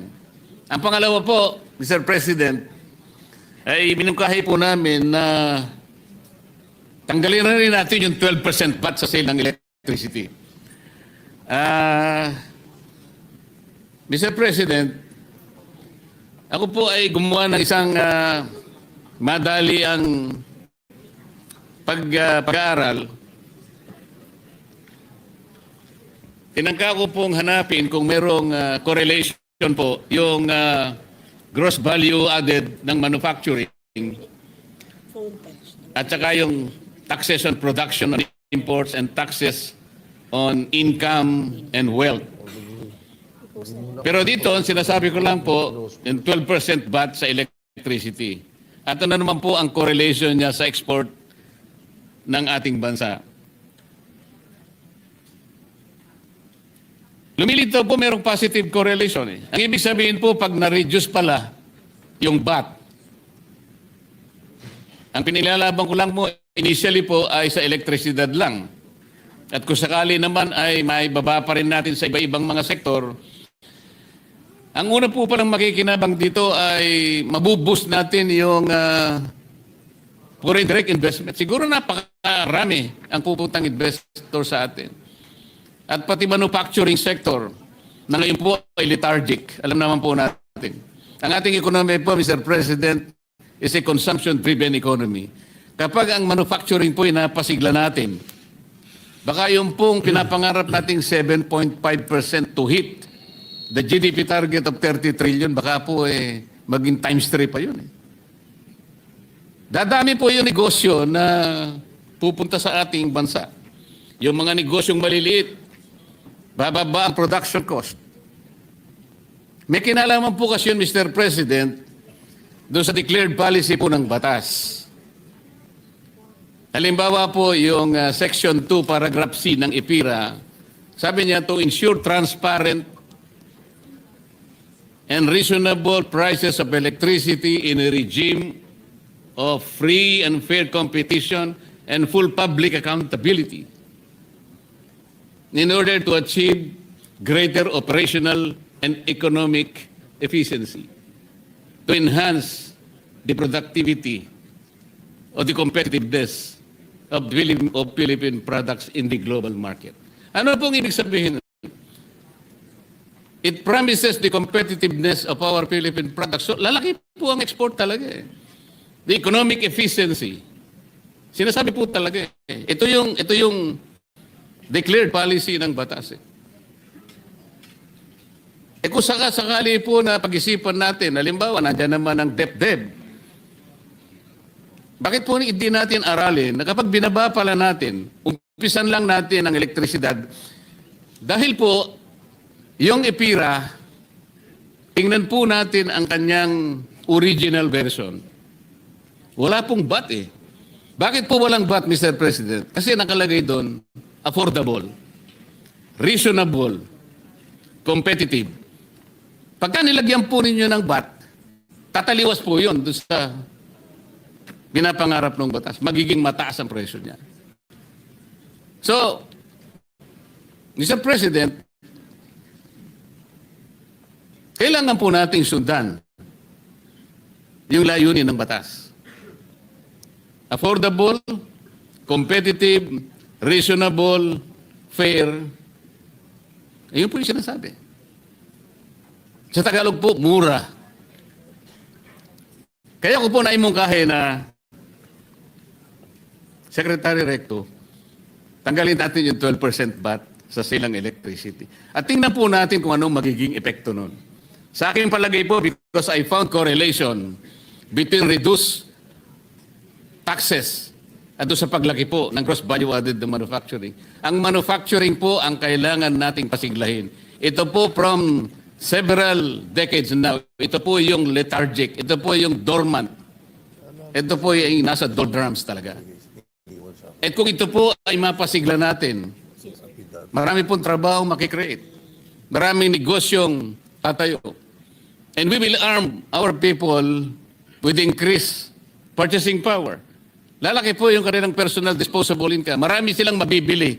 Lalaki po ang sales ng lahat na mga gustong magtinda. And this is understandable. Why don't we look at this scenario, Mr. President? Mr. President, ang estimate na mawawala sa collection natin is about 45 billion pesos.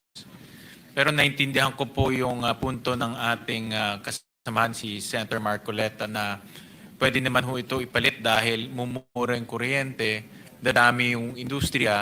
Pag dumami industriya, dadami yung trabaho, maraming magbabayad ng income tax. Yes, Mr. President. Baka ang mangyari, mapapalitan naman ng 450 billion pesos. So nawalan kayo ng 45 billion pesos, nadagdagan tayo ng 450 billion pesos.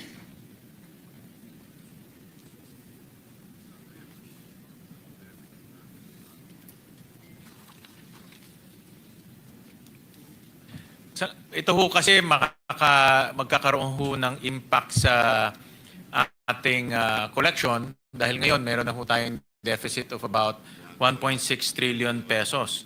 So, in other words ho, kung mababawasan po yung kita ng gobyerno ng 45 billion, tataas ho ang ating deficit. No? Ganito po kasi doon sa isang mungkahi namin, tatanggalin natin ang ayuda, 194 billion ang alisin natin, isa-subsidize natin yung gumagasa ng 200 kilowatt hours. 90 billion lamang po yun, estimate. So nakatipid na po tayo ron ng halos 120 billion pesos. Depende lamang po sa diskarte natin. Siguro po kailangan lang nating pag-aralan lang. Pag-aralan, tingin ko, pag-aralan. Nakukuha ko po yung punto at talagang, to be honest, Senator Marcoleta, marami talagang mga industriya dumadaing sa mahal po ng ating kuryente. In fact, madalas nga ho, sa mga negosyanteng kausap po, ang mukhang bibig nila parang nagtatrabaho sila para sa Meralco, hindi ho sa kanila dahil nga puro kuryente yung binabayad nila. Pero dapat ho balansehin din sa koleksyon dahil marami rin pangangailangan ang gobyerno. So, dito po ang DOF, pag-aaralan nila itong konsepto na ito, yung dalawang konsepto na ibinigay nyo po, yung alisin yung 12% VAT on buong electricity chain at pangalawa po yung tanggalin yung imbes na magbigay ng ayuda, ipasok nilang o ibigay nilang doon po sa lifeline rate. Tama po, kasi po yung lifeline rate natin ngayon, Mr. President, ang 100% na libre lang, 20 kilowatt hours. So, gawin lang natin 200. Gawin 200. Ang average consumption ng ordinaryong pamilya is 200 po eh. Opo. 200. So, pag-aralan ho ng pag-aaralan po kung yan po ay... Ang isa pa po example, Mr. President, tingnan po niyo ating cement industry. 70% po ng kanyang production cost, elektrisidad. Kaya po nakakaawa po yung estado ng ating cement industry. Hindi po sila pwedeng mag-compete, lalo na sa Vietnam. Kaya ngayon po nagagalit na po yung ibang mas mura po talaga yung Vietnam eh. Alam po niyo, Mr. President, yung sinasabi ko po kaninang correlation, nakakuha po ko ng time series from 2000 to 2024. Kaya 24 years po ang pinag-uusapan natin dito eh. Hinahanapan ko po ng correlation ang gross value added ng manufacturing, yung taxes at saka yung exports. Ibibigay ko po sa inyo ito para maaari po niyong tingnan, maaaring nagkamali po ako. Kung ako po ay nagkamali, ay gusto ko naman pong i-correct ninyo ako. Ngayon, kung meron naman pong konting may tutulong, baka sakali po, sapagkat ito po ay halos 25 years po na time series po ito. Ang ganda ho yan dahil as a basis basic concept talagang yan po ang daing ng mga negosyante ho natin. Mahal po ang presyo ng kuryente ho sa atin. Kaya maraming salamat, Senator Marcoleta, at nag-iisip po kayo ng mga paraan para mapababa po yung presyo ng kuryente ho natin. Yan din po yung yan din po yung aking pakay nung tayo po chairman ng Energy Committee, mapababa yung presyo ng kuryente. May we know may we know from the distinguished gentleman from Tarlac, Senator Marcoleta, if he will be continuing, will there be a second round, or you were about to terminate your interpellation? Tapos na po ako, Mr. President. Alright, Maraming thank you. salamat po. Thank you very much. Thank you, Senator Marcoleta. Maraming Because salamat. with great sorrow, we would like to inform everyone that our beloved colleague, mentor, friend, Senate President Juan Ponce Enrile has joined our creator this afternoon, just a few minutes ago. So, well, he has decided, he has dedicated his whole life, even until his last days, to public service, and we will remember him for his formidable intellect and compassion to the people, especially the employees of the Senate. So as we mourn his passing, we find comfort in knowing that the legacy of Manong Johnny will always live on, etched within the walls of this institution that he loved, and his service to the nation will be forever etched in the hearts of many Filipino. And Majority Leader, what is the tradition? Mr. President, I also wish to express my sincere condolences to the Enrile family. I had the opportunity to be his majority floor leader in the 14th Congress. And so we could never forget his tireless efforts to always keep the image of the Senate at the level of statesmen and women. And we learned so much from the good gentleman from Cagayan. As a matter of fact, when he would speak to us, Mr. President, we were always at awe with his legal mind and this vast experience and knowledge of law and most of the statutes that we would be discussing on the floor. As a matter of fact, I could fondly remember him saying that whenever we discussed an old law, sabi niya, alam ko yun kasi I was a co-author of that law in 1970s or 60s. So, ganun ang stock knowledge, Mr. President. Mr. President, the traditions and historical tradition of the Senate is if our colleague passes away, particularly this time it's a former Senate President, we usually adjourn session and then resume the following day to give honor to our colleague who led the Senate for many years and well loved by our staff and members of the Secretariat. So that's the tradition, Mr. President. Yes, will it be acceptable to our colleagues if instead of an adjournment, we will be suspending the session until Monday instead of an adjournment? Because if we do so, then the continuation of the Yes. budget deliberations might That would be might my be hampered. motion, Mr. President, just to suspend. I'm sure Manong Johnny, if he were here, would have accepted and agreed. Knowing him, Mr. President, he probably is here with us today. Because I'm sure one thing that he's fond of in these memories is the memories of being in this August chamber, Mr. President. So, with the permission of the body, and I believe that nobody will object to this, is that we just invite back, before we suspend, we invite back the different agencies to come back on Monday, 1 p.m. Yes, the continuation of this, the agencies concerned will be on Monday at 1 p.m. That's correct, Right? Your Honor. Is that, so you are putting it into a Yes, motion? I'm putting it to a motion, Mr. President. I move to suspend session until Monday, November 17, 2025. I so move. All right, following tradition, the Senate is hereby, At 1 o'clock, the session is hereby suspended until 1 o'clock the afternoon of Monday, November 17, 2025.